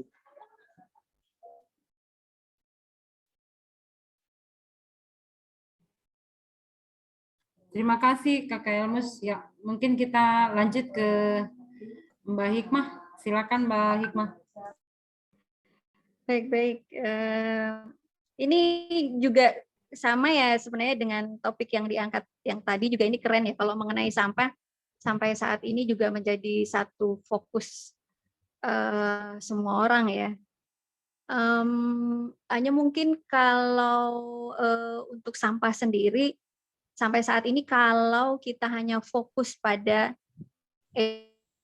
edukasi mengenai kebersihan lingkungan, terus meningkatkan knowledge mengenai bagaimana dampak sampah terhadap lingkungan, sudah banyak dilakukan ya. Hanya impact-nya sampai saat ini memang tidak terlalu besar ya. Nah, ada beberapa cara yang memang ini saya hanya share ya. Mungkin ini bisa menjadikan ide juga bagi Risma dan kawan-kawan ya untuk nanti proyeknya. Ada beberapa yang sudah dilakukan yang impact-nya cukup besar kalau itu dihubungkan dengan tidak hanya mengenai kebersihan lingkungan, tetapi bagaimana sampah itu juga berimpact pada pendapatan, pada ekonomi. Nah, bagaimana kemudian kita mengajak atau membuka wawasan terhadap nanti yang komunitas yang menjadi target itu sampah itu adalah duit gitu. Itu yang mungkin lebih tadi juga saya sepakat dengan Kak Elo ya, Kak Elia ya. Bagaimana kita mendorong orang-orang kemudian lebih tertarik tidak hanya kepada bagaimana menjaga lingkungan gitu, tapi lebih pada ini juga ada impact ekonominya. Mungkin Risma dan kawan-kawan juga ya di grup ini bisa browsing, ada 2 tempat yang saya juga udah lihat itu di wilayah mungkin di browsing aja nanti ya, wilayah Bali itu bahkan tidak ada sampah sama sekali, TPA nggak ada di sana. Kalau dilihat bukan mereka taat terhadap kebersihan, tetapi lebih bahwa sampah itu kemudian bisa ada nilai lebihnya gitu dari secara ekonomi. Nah, mungkin ini bisa juga di kawan-kawan Risma dan kawan-kawan ya untuk melakukan juga nanti salah satu in-depth interview-nya mungkin di target grup yang akan dilakukan, sampah selama ini apa yang mereka lakukan, apakah hanya dibuang atau kemudian dari ide-ide ke arah sana gitu ya, sehingga itu juga bisa menjadi nanti project lah buat Risma dan kawan-kawan ya. Tapi ini topiknya keren nih kalau nanti bisa gitu ya dibungkus tidak hanya dengan lingkungan gitu, tapi juga ada berimpact pada income gitu, itu akan bagus sekali. Mungkin itu masukan saya, Mbak Mai. Makasih. Makasih Mbak Hikmah ya atas masukannya. Nah, sebelum saya ke Ibu Herlin, kita kebetulan ada Kak Arif Nur Hidayat yang memang materi sebelumnya itu terkait dengan sampah ya. Dan kita tahu bahwa Kak Arif Nur Hidayat ini adalah proyeknya memang membuat sampah itu menjadi bernilai komersial. Mungkin Kak Arif mau memberikan komentar atau masukan sedikit dengan presentasi adik-adik. Ya, terima kasih. Selamat malam semuanya. Salam kenal. Saya Arif ya dari startup company Komstora.com. Kita sudah 5 tahun ini membuat inovasi namanya teknologi olah sampah di sumbernya atau TOS ya. Beberapa lokasi sudah kita lakukan ya, Bali dan sekarang kita lagi di ND. Sebenarnya presentasi yang tadi itu semuanya menyangkut apa yang sedang dialami oleh bangsa ini semua ya, dan yang kita jalani lah banyaklah aktivitas-aktivitas. Pertama kalau di Indonesia Timur, karena saya juga di Indonesia Timur di Kabupaten ND di Flores, jadi memang masalah stunting itu juga menjadi concern ya, itu yang pertama. Nah akhirnya kita coba membuat menyesuaikan dengan kondisi yang ada, karena di situ ternyata selain stuntingnya itu sendiri ya, ternyata di sana juga banyak masalah. Salah satunya itu adalah minyak tanah ya, yang langka dan mahal. Nah kemudian juga masyarakat itu cenderung menggunakan kayu bakar ujung-ujungnya. Akhirnya kan mereka ada deforestasi lah. Ya walaupun kecil-kecil, tapi kalau masyarakatnya itu apa ya, bergerak bersama untuk mencari kayu bakar, kan lama-lama hutan habis juga, kan itu jadi concern. Nah, dari penggunaan kayu bakar itu juga saya amati masyarakat juga apa namanya, karena pembakarannya itu tidak sempurna, akhirnya memasak itu asapnya itu banyak ya, dan tentunya itu juga mengganggu kesehatan. Jadi tidak hanya stunting menurut saya, tapi juga masalah kesehatan ya, ISPA. Ada datanya bahwa di daerah Flores itu juga ISPA-nya itu juga cukup tinggi ya. Nah, seperti itu. Pun di Bali ya, di daerah-daerah yang dalam tanda kutip belum sepopuler di Denpasar atau di daerah-daerah yang lain. Dulu saya pernah di Kelungkung, itu juga sama seperti itu. Masih banyak yang menggunakan kayu bakar. Nah, balik lagi ke Ende ya, mungkin aspek budaya itu juga sebenarnya menjadi penentu ya. Ternyata banyak yang bilang, oh ini bisa disolusikan dengan gas ya, disolusikan dengan teknologi AIUEO. Tapi pada kenyataannya ya kembali lagi ke masyarakat. Ternyata tidak semudah itu juga, bukan masalah edukasi dan segala macamnya, tapi masalah budaya ya. Hal yang paling simpel itu masalah energi untuk memasak ya. Itu simple. Saya baru tahu ternyata menurut mereka di budaya mereka itu api itu warnanya merah ya. Kalau biru itu bukan api. Nah, waktu saya kemarin presentasi juga ada teman-teman dari Flores yang berpendapat sama juga ya, banyak filosofi tentang api yang ternyata juga tidak mudah gitu untuk mengubah budaya ya. Kalau mengubah habit mungkin gampang lah, tapi kalau mengubah budaya kayaknya susah ya. Justru teknologi harus bisa dibuat sedemikian rupa untuk mengikuti budaya. Itu yang mau saya tanggapi yang pertama. Kemudian yang kedua, masalah sampah itu apa ya? Saya setuju dengan tadi beberapa rekan yang pegiat sampah. Ya memang masalah sampah itu sebenarnya menjadi masalah kalau misalnya sudah dalam skala yang besar ya, udah menumpuk, udah bercampur, udah aut-autan. Nah, itu menjadi masalah. Nah, memang konsep dari hampir semua waste management di Indonesia sekarang mengerucut pada pengolahan sampah di sumber ya. Jadi mau tidak mau ya sampah ya harus bisa dipilah, harus bisa diselesaikan di rumah gitu. Dan mungkin ini pendapat saya dan hasil riset saya ya. Suka atau tidak suka, ya kita harus mengakui bahwa sampah organik dan sampah biomasa itu yang menyebabkan proses yang berhubungan dengan alam ya. Greenhouse gases itu disebabkan karena penumpukan sampah organik dan juga sampah biomasa. Dan 2021 KLH juga sudah menyatakan bahwa 60% ya, 60% itu sampah itu ya sampah organik dan sampah biomasa.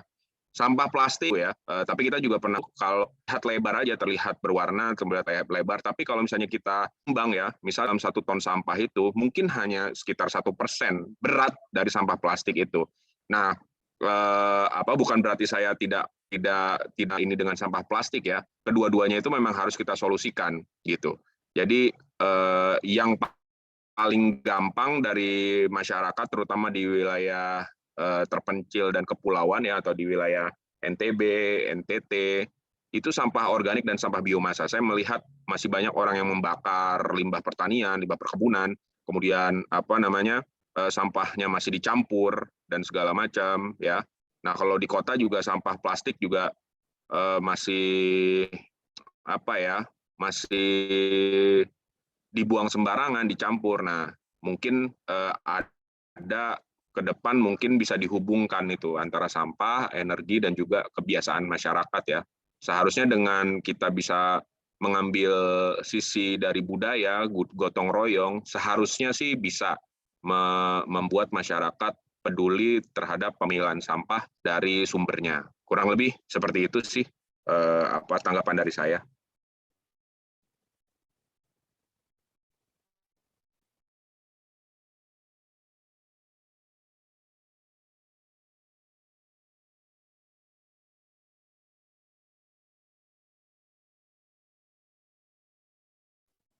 Halo. Terima kasih. Halo. Ya, terima kasih Ya. kepada Kak Arif ya atas masukannya. Sangat diapresiasi sekali. Saya kira valid karena memang Kak Arif proyeknya memang terkait dengan sampah. Nah, mungkin terakhir dari Ibu Herlin, silakan Mbak.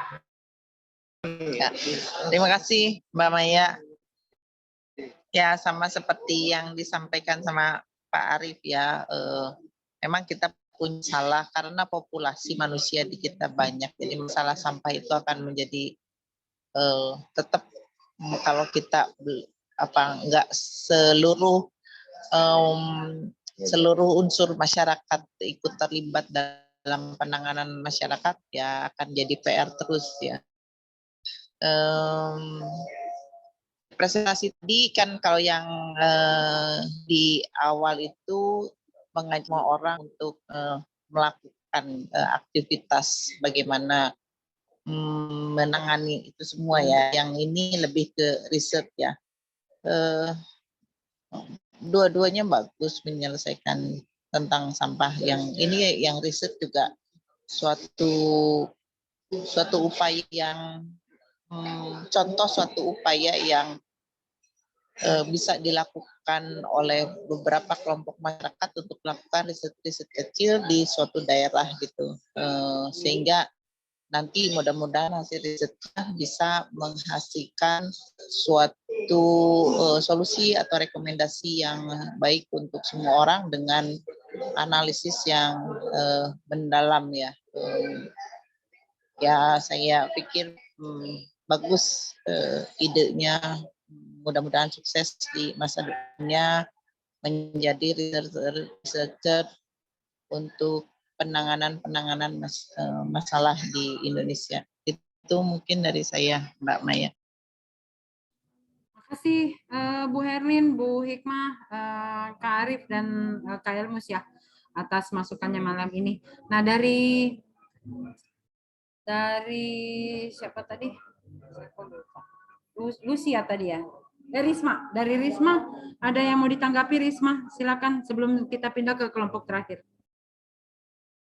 Iya, terima kasih Mbak Maya. Wah, luar biasa sekali ya masukannya. Ini saya punya catatan nanti akan saya share ke teman-teman. Dan mungkin nanti Kak Elia, kemudian Kak Hikmah ya, bisa saya berdiskusi soal isu sampah ini. Terima kasih Mas Arif dan Ibu Herlin. Ya, itu saja Kak Maya. Terima kasih. Ya, terima kasih banyak semua. Mungkin kita berikan aplaus ya kepada kelompoknya Risma dan teman-teman. Nah, malam ini kita tinggal ada satu topik lagi tentang energi baru dari kelompok 1, Sri Handayani, Lucy, Nauzatul, dan Mutmainah. Nah, sebelum itu saya persilahkan kepada yang akan mewakili siapa ini? Selamat malam. Lucy ya, silakan ya, Lucy. Yang mau presentasi. Ya.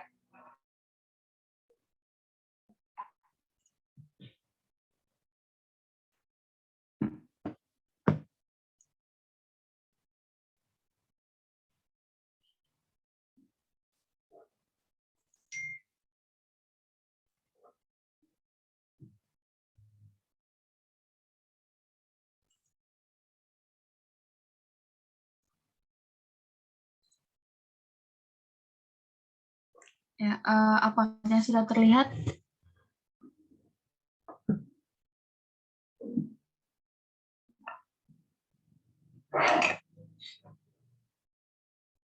Maaf Bu Maya, apakah slide-nya sudah terlihat?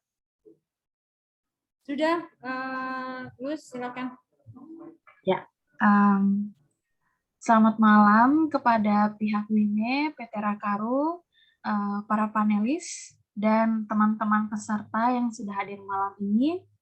Nama saya Lara, saya akan membuka presentasi mengenai rancangan mini project kelompok 1 dengan judul Feasibility Study tentang lampu air laut atau uji kelayakan mengenai lampu air laut. Ini adalah anggota tim kami. Yang pertama ada saya sendiri, Laras, paling kiri. Kemudian ada Mutmaina Eli, lalu ada Sri Handayani, dan kemudian ada Nauzatul Ulah Amalia.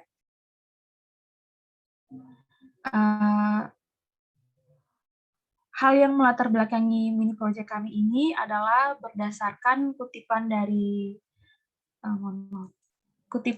antaranews.com, Kementerian SDM mencatat bahwa sampai 2021 terdapat 360 desa yang belum teraliri listrik di seluruh Indonesia.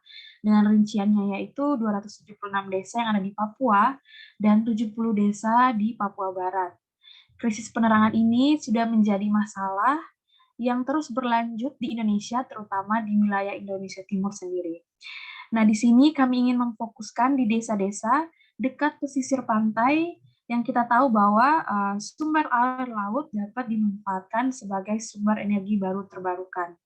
Pada pengujian ini juga kami ingin mengetahui bagaimana kadar garam air laut bisa menghasilkan energi listrik yang berguna bagi masyarakat di daerah dekat dengan air laut. Tujuan mini project ini untuk menguji kadar air laut, apakah mampu menghasilkan listrik sebagai akses penerangan bagi masyarakat pesisir dengan memanfaatkan sumber daya air laut. Kemudian pengujian lampu air laut ini diharapkan bisa memberikan manfaat kepada masyarakat yang membutuhkan penerangan. Kemudian juga meningkatkan pengetahuan terkait lampu air laut kepada para pelajar maupun mahasiswa. Selanjutnya akan saya serahkan ke teman selanjutnya. Baik, di sini saya akan melanjutkan presentasi dari Kak Laras. Mengapa lampu air laut? Alasan kami memilih lampu air laut adalah karena negara Indonesia termasuk negara maritim dengan jumlah pulau sekitar 17.000 pulau, sehingga kami ingin memanfaatkan air laut sebagai energi alternatif karena air laut seperti yang kita ketahui melimpah ruah. Kemudian manfaat kedua bisa menjadi studi lanjutan untuk pengembangan terhadap green energy lampu air laut. Lalu apa hubungannya antara lampu air laut dengan isu climate? Dapat dilihat di sebelah kanan. Di situ hubungan antara lampu air laut dengan isu climate ada dalam framework. Di situ ada vulnerability, resiliensi, adaptasi, dan mitigasi. Vulnerability adalah kelemahan atau kekurangan, di mana di sini ada kekurangannya itu akses penerangan di desa daerah pesisir pantai yang kurang, juga akses geografi yang cukup sulit. Kemudian ada resiliensi, yaitu kemampuan untuk bangkit ketika tidak sesuai harapan, di mana resiliensi yang kami maksud mengenai lampu air laut jika suatu saat nanti ada studi atau kita uji coba ternyata tidak tercapai, maka kita akan membuat alternatif penerangan lain berupa lilin atau lampu petromax. Kemudian ada adaptasi. Adaptation adalah penyesuaian sesuatu terhadap lingkungan, di mana adaptasi dari lampu air laut ini adalah memanfaatkan sumber daya alam yang ada seperti air laut.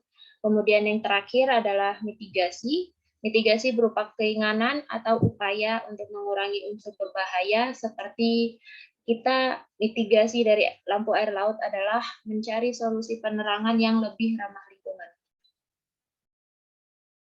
Selanjutnya akan saya serahkan kepada teman kelompok yang lain.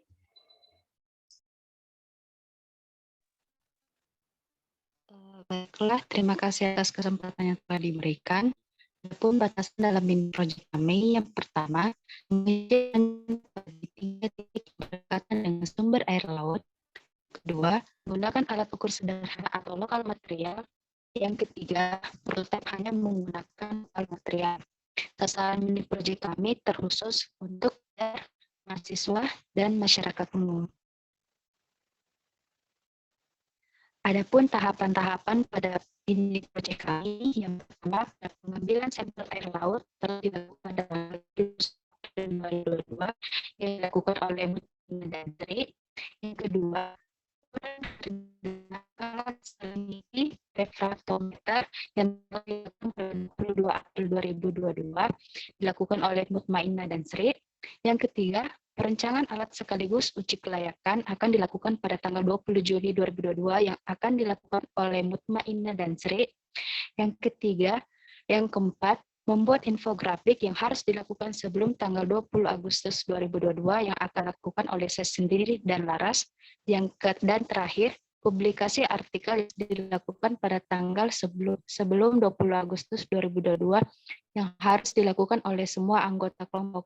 Saya serahkan kepada teman kelompok selanjutnya.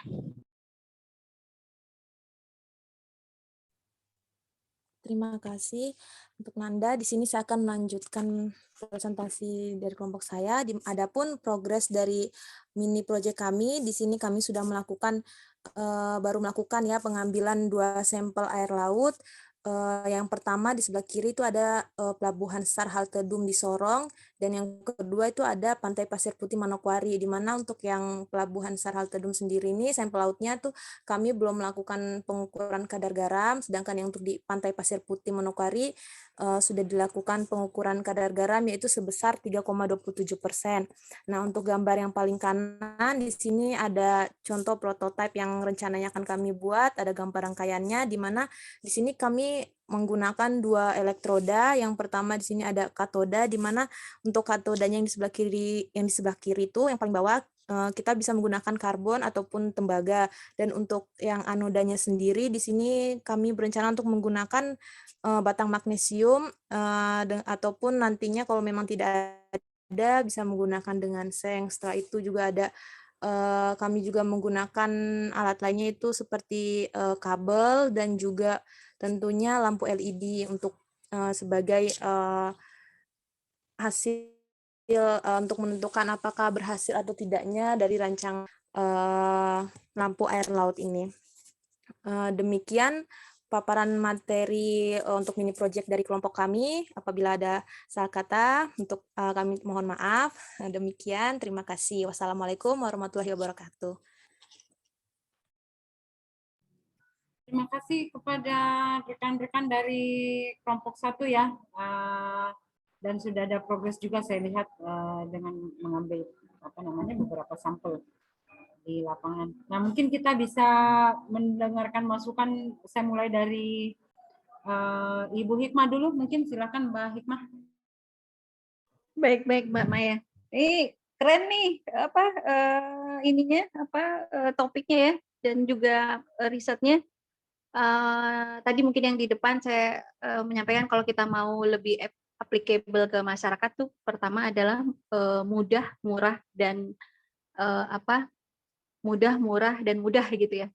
Nah, itu ini saya melihatnya sih kalau ini bisa dijalankan nanti di lokasi-lokasi yang sudah ditentukan, bagus sekali ya, dan mengapresiasi nih ide-idenya bagus ya.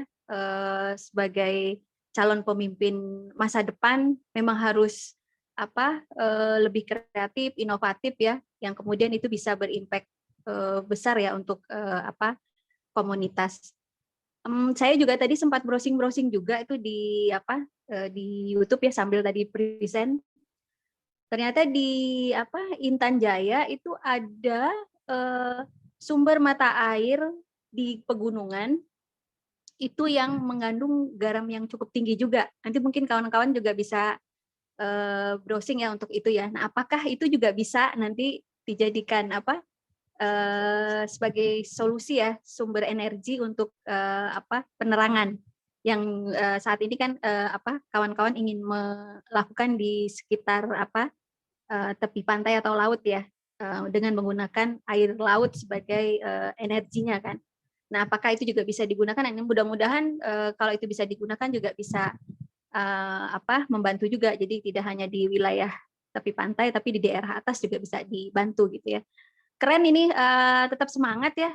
Saya melihatnya juga risetnya bagus juga melalui pendalaman-pendalaman ke komunitas ya untuk mendapatkan informasi. Mungkin itu dari saya Mbak Maya. Makasih. Terima kasih Mbak Hikmah atas masukannya. Kita ke Kakak Elmus dulu ya, yang mengetahui seluk-beluk di Papua sana. Silakan Kakak Elmus. Iya, terima kasih kelompok 1. Wow, keren banget nih topiknya nih, something new, inovasi. Nah, tadi betul sih, tadi Ibu siapa? Ibu Risma ya, tadi. Ibu yang tadi barusan komen, betul di Papua itu ada satu sungai yang mata airnya itu sangat asin, itu di Wamena. Nah, itu boleh itu jadi sampel untuk testing project-nya atau research-nya, biar nanti dampaknya juga dapat, karena daerah pegunungan tuh masih jarang sekali nih ada resource, dan juga sebenarnya topik ini sangat sentuh dengan women in mining atau energi, artinya teman-teman berusaha riset atau dig lebih dalam lagi tentang renewable engineering atau energi terbarukan dari sumber-sumber yang sebenarnya ada di seluruh Indonesia, apalagi laut ini merupakan sumber kita kan Indonesia kan mempunyai banyak kepulauan dan laut yang banyak, daerah laut yang cukup besar, jadi pastinya jika suatu saat nanti proyek ini bisa diimplikasikan ke real project, itu pasti akan banyak ketertarikan dari banyak investor yang mau implementasikan. Kalau teman-teman plan bagus, risetnya outcome-nya bagus, pasti saya yakin akan diimplementasikan ke beberapa daerah, karena itu sangat dibutuhkan. Kebetulan saya juga asalnya dari Biak, itu pulau. Nah, beberapa pulau aja itu literally mereka tuh pulau, sampingnya itu laut, tapi mereka listriknya tuh menyala dari jam 6 malam baru nyala sampai jam 4 pagi udah mati. Nah, itu kan apalagi kalau mereka lihat kayak gini kan sebenarnya inovasi-inovasi yang dibutuhkan di Indonesia gitu. Kayak mereka tuh pulaunya cuma 30 menit dari pusat kota, tapi kayak listrik saja masih belum aktif kalau gitu. Jadi good job sih guys, semangat risetnya. Pasti banyak profesor juga yang akan tertarik jika teman-teman presentasikan ini di depan dosen-dosen renewable engineering. Itu saya sih Kak Maya, thank you, waktu saya kembalikan.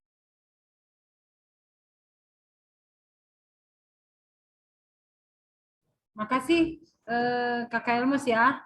Nah, karena tadi Mbak Herlin sudah keluar, ada meeting yang sama, saya boleh minta tolong dari Kak Arif bisa memberikan komentar atau masukan Kak Arif.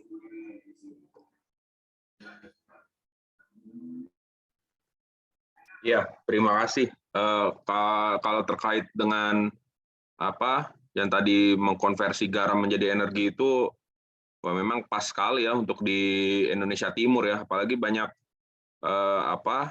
ya selama saya 3 tahun lumayan lah ikut mancing dan segala macam, itu kayaknya penting banget tuh buat nelayan-nelayan ya, untuk penerangan pada saat mereka melaut gitu. Ya mudah-mudahan ini bisa jadi sesuatu yang yang bisa bermanfaat lah, terutama untuk industri nelayan ya, jangan sampai kalah nanti dengan industri-industri yang besar gitu yang menggunakan kapal-kapal besar, tapi nelayan-nelayan itu juga memang butuh disokong dengan energi yang murah dan juga gampang itu mendapatkannya. Itu, dan kalau kaitannya dengan energi mungkin saya share sedikit pengalaman juga. Jadi masih terkait dengan sampah juga ya. Jadi mungkin tren yang sekarang itu ini masih terkait, kalau tadi energi dan lampu untuk di nelayan yang di tengah laut. Nah, mungkin ada masyarakat di daerah pesisir gitu ya, mungkin juga membutuhkan energi ya, energi listrik atau energi termal. Nah, mungkin itu juga bisa diperhatikan gitu ke depan, karena kalau misalnya nelayan itu mampu untuk mengolah ikannya ya dengan sangat baik, jadi dari sisi penghasilan atau dari sisi bisnis mungkin jauh lebih besar daripada nelayan-nelayan itu menjual ikannya ke tengkulak atau langsung ke pihak ketiga gitu. Tapi kalau dia sudah bisa menjadi suatu produk, rasanya nelayan-nelayan pun juga bisa menjadi mandiri, dan tingkat ekonominya juga akan menjadi meningkat gitu kalau dia bisa membuat suatu produk. Saya yakin juga di daerah-daerah Indonesia Timur banyaklah orang-orang atau ibu-ibu, mama-mama yang jago masak ya, karena ya saya nggak tahu sih, saya belum pernah ke Papua, belum pernah ke Maluku dan segala macam, tapi kalau di Indonesia Timur tuh punya cita rasa yang otentik, yang ternyata juga banyak diminati oleh orang-orang di Jakarta ya, kayak gitu. Nah, mungkin kalau itu bisa diintegrasikan, rasanya itu akan lebih bagus ya, lebih komprehensif gitu. Jadi ada strategi untuk membuat energi untuk para nelayan, untuk di laut ya, tapi juga di pesisir pantai itu bisa ada energi, ya energinya itu dari sumber sekitar lah, karena saya yakin juga di Indonesia Timur listrik juga belum sampai ya. Nah, kalau yang sekarang lagi kita gagas itu adalah hybrid system ya, jadi menggabungkan semua energi, mulai dari PV solar, wind turbine ya, tapi skala kecil. Kalau ada pico hidro juga kita gabungkan, dan yang pasti kita butuh baterai. Nah, dan di sana juga di daerah pesisir juga tidak bisa dipungkiri banyak juga itu pasti sampah-sampah ya, sampah biomes khususnya. Kemudian, nah itu sebenarnya juga bisa kita pelet ya, kemudian kita gasifikasi dan akan menghasilkan sintetik gas. Nah, sintetik gasnya itu bisa untuk menggantikan solar bahan bakar solar ya, BBM, bensin atau solar untuk genset atau dieselnya. Nah, jadi memang untuk solusi itu tidak ada satu teknologi yang yang paten gitu ya. Memang harus dikombinasikan. Kalau istilah saya tidak ada or dalam penyelesaian suatu masalah ya. Yang ada itu adalah N. Jadi kalau misalnya memang ada bantuan-bantuan atau misalnya ada inovasi-inovasi, rasanya perlu diperhatikan juga itu energi untuk daerah-daerah pesisir. Dan juga nanti untuk sustainability-nya mungkin dari energi tersebut ya, nelayan-nelayan selain backup menggunakan yang dari garam tadi, inovasi yang dari garam, bisa juga untuk membawa baterai ke mana-mana gitu dari pengumpulan energi dari teknologi-teknologi yang kecil tadi. Gitu kira-kira dari saya. Terima kasih. Terima kasih Kak Arif ya atas komentarnya. Nah, sebelum kita tutup, saya tanyakan lagi kembali kepada teman-teman dari kelompok 1, gimana tanggapannya? Silakan. Ya, baik Bu Maya. Sebelumnya saya mau mengucapkan terima kasih atas apresiasi dan dukungan dari para panelis semua untuk mini project kami. Karena mini project kami sendiri ini awalnya masih studi ya, baru untuk uji kelayakannya, tapi karena dukungan ini mungkin jika nanti ada hasilnya bisa menghasilkan sesuatu, mungkin kita bisa lebih lagi menghasilkan yang lebih, atau bisa juga dengan aksi realnya nanti. Karena concern kami juga sama sih untuk pemerataan listrik, terutama di daerah Indonesia Timur. Terus tadi juga disebutkan bisa membantu industri perikanan. Mungkin dengan adanya listrik juga bisa membantu mengoptimalkan di industri perikanan sendiri. Terus kemudian tadi Kak Hikmah sama Kakak Elmus tadi menyebutkan daerah gunung yang mengandung garam yang tinggi ya. Itu mungkin juga bisa kami cari-cari lagi di jurnal, karena sebetulnya kami terbatas karena kita mengambil sampel di daerah yang dekat dengan rumah dari anggota kami sendiri gitu. Terus kemudian tadi Kakak Elmus di kelompok sebelumnya menyebutkan bahwa impact-nya butuh yang real gitu kan. Apalagi untuk anak-anak muda, bukan hanya cuma nulis artikel, karena kebetulan kami di sini impact-nya nanti akan kami buat dalam bentuk infografik yang mungkin belum kurang menarik gitu, butuhnya aksi real gitu. Mungkin itu juga bisa kami ambil sebagai insight baru supaya kami bisa buat mungkin dalam bentuk seperti video atau apapun yang bisa kami sharing di sosial media kami. Itu saja dari kelompok 1. Terima kasih banyak. Ya, terima kasih banyak kelompok 1. Saya rasa perlu kita berikan apresiasi dan aplaus ya kepada 4 kelompok yang malam ini sudah presentasi dari progres mini project. Nah, kita akan melakukan checkpoint setiap 1 bulan. Jadi di minggu keempat setiap bulannya kita akan melihat, berdiskusi kembali bagaimana progres dari dari kegiatan adik-adik. Nanti kita presentasi secara internal saja ya, dan nanti kita lihat bagaimana hasilnya di bulan ketiga.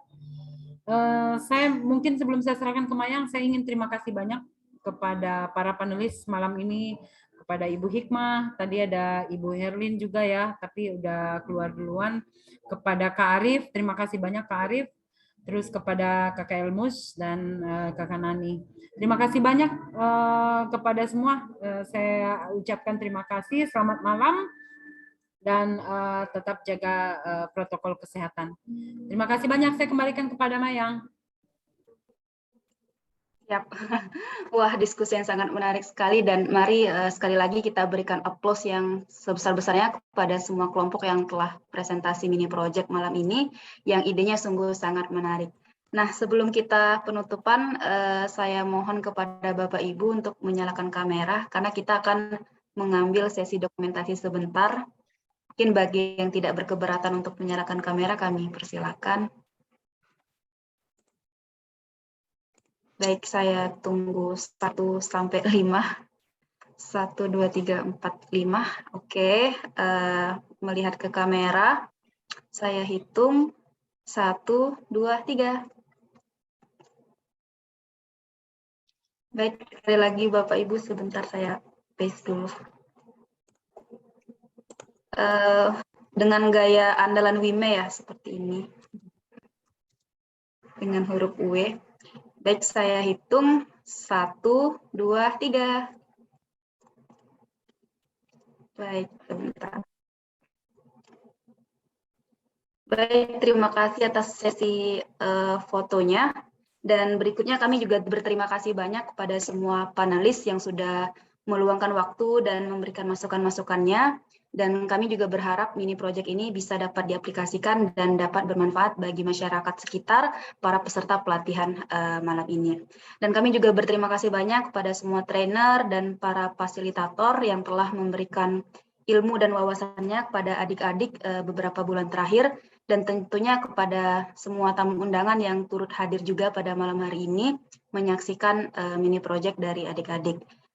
Terima kasih banyak Bapak Ibu semuanya. Saya izin tutup sesi malam ini. Wassalamualaikum warahmatullahi wabarakatuh. Selamat malam. Waalaikumsalam. Malam semua. Malam semua. Sukses sampai nanti. Terima kasih ya, sukses teman-teman ya. Izin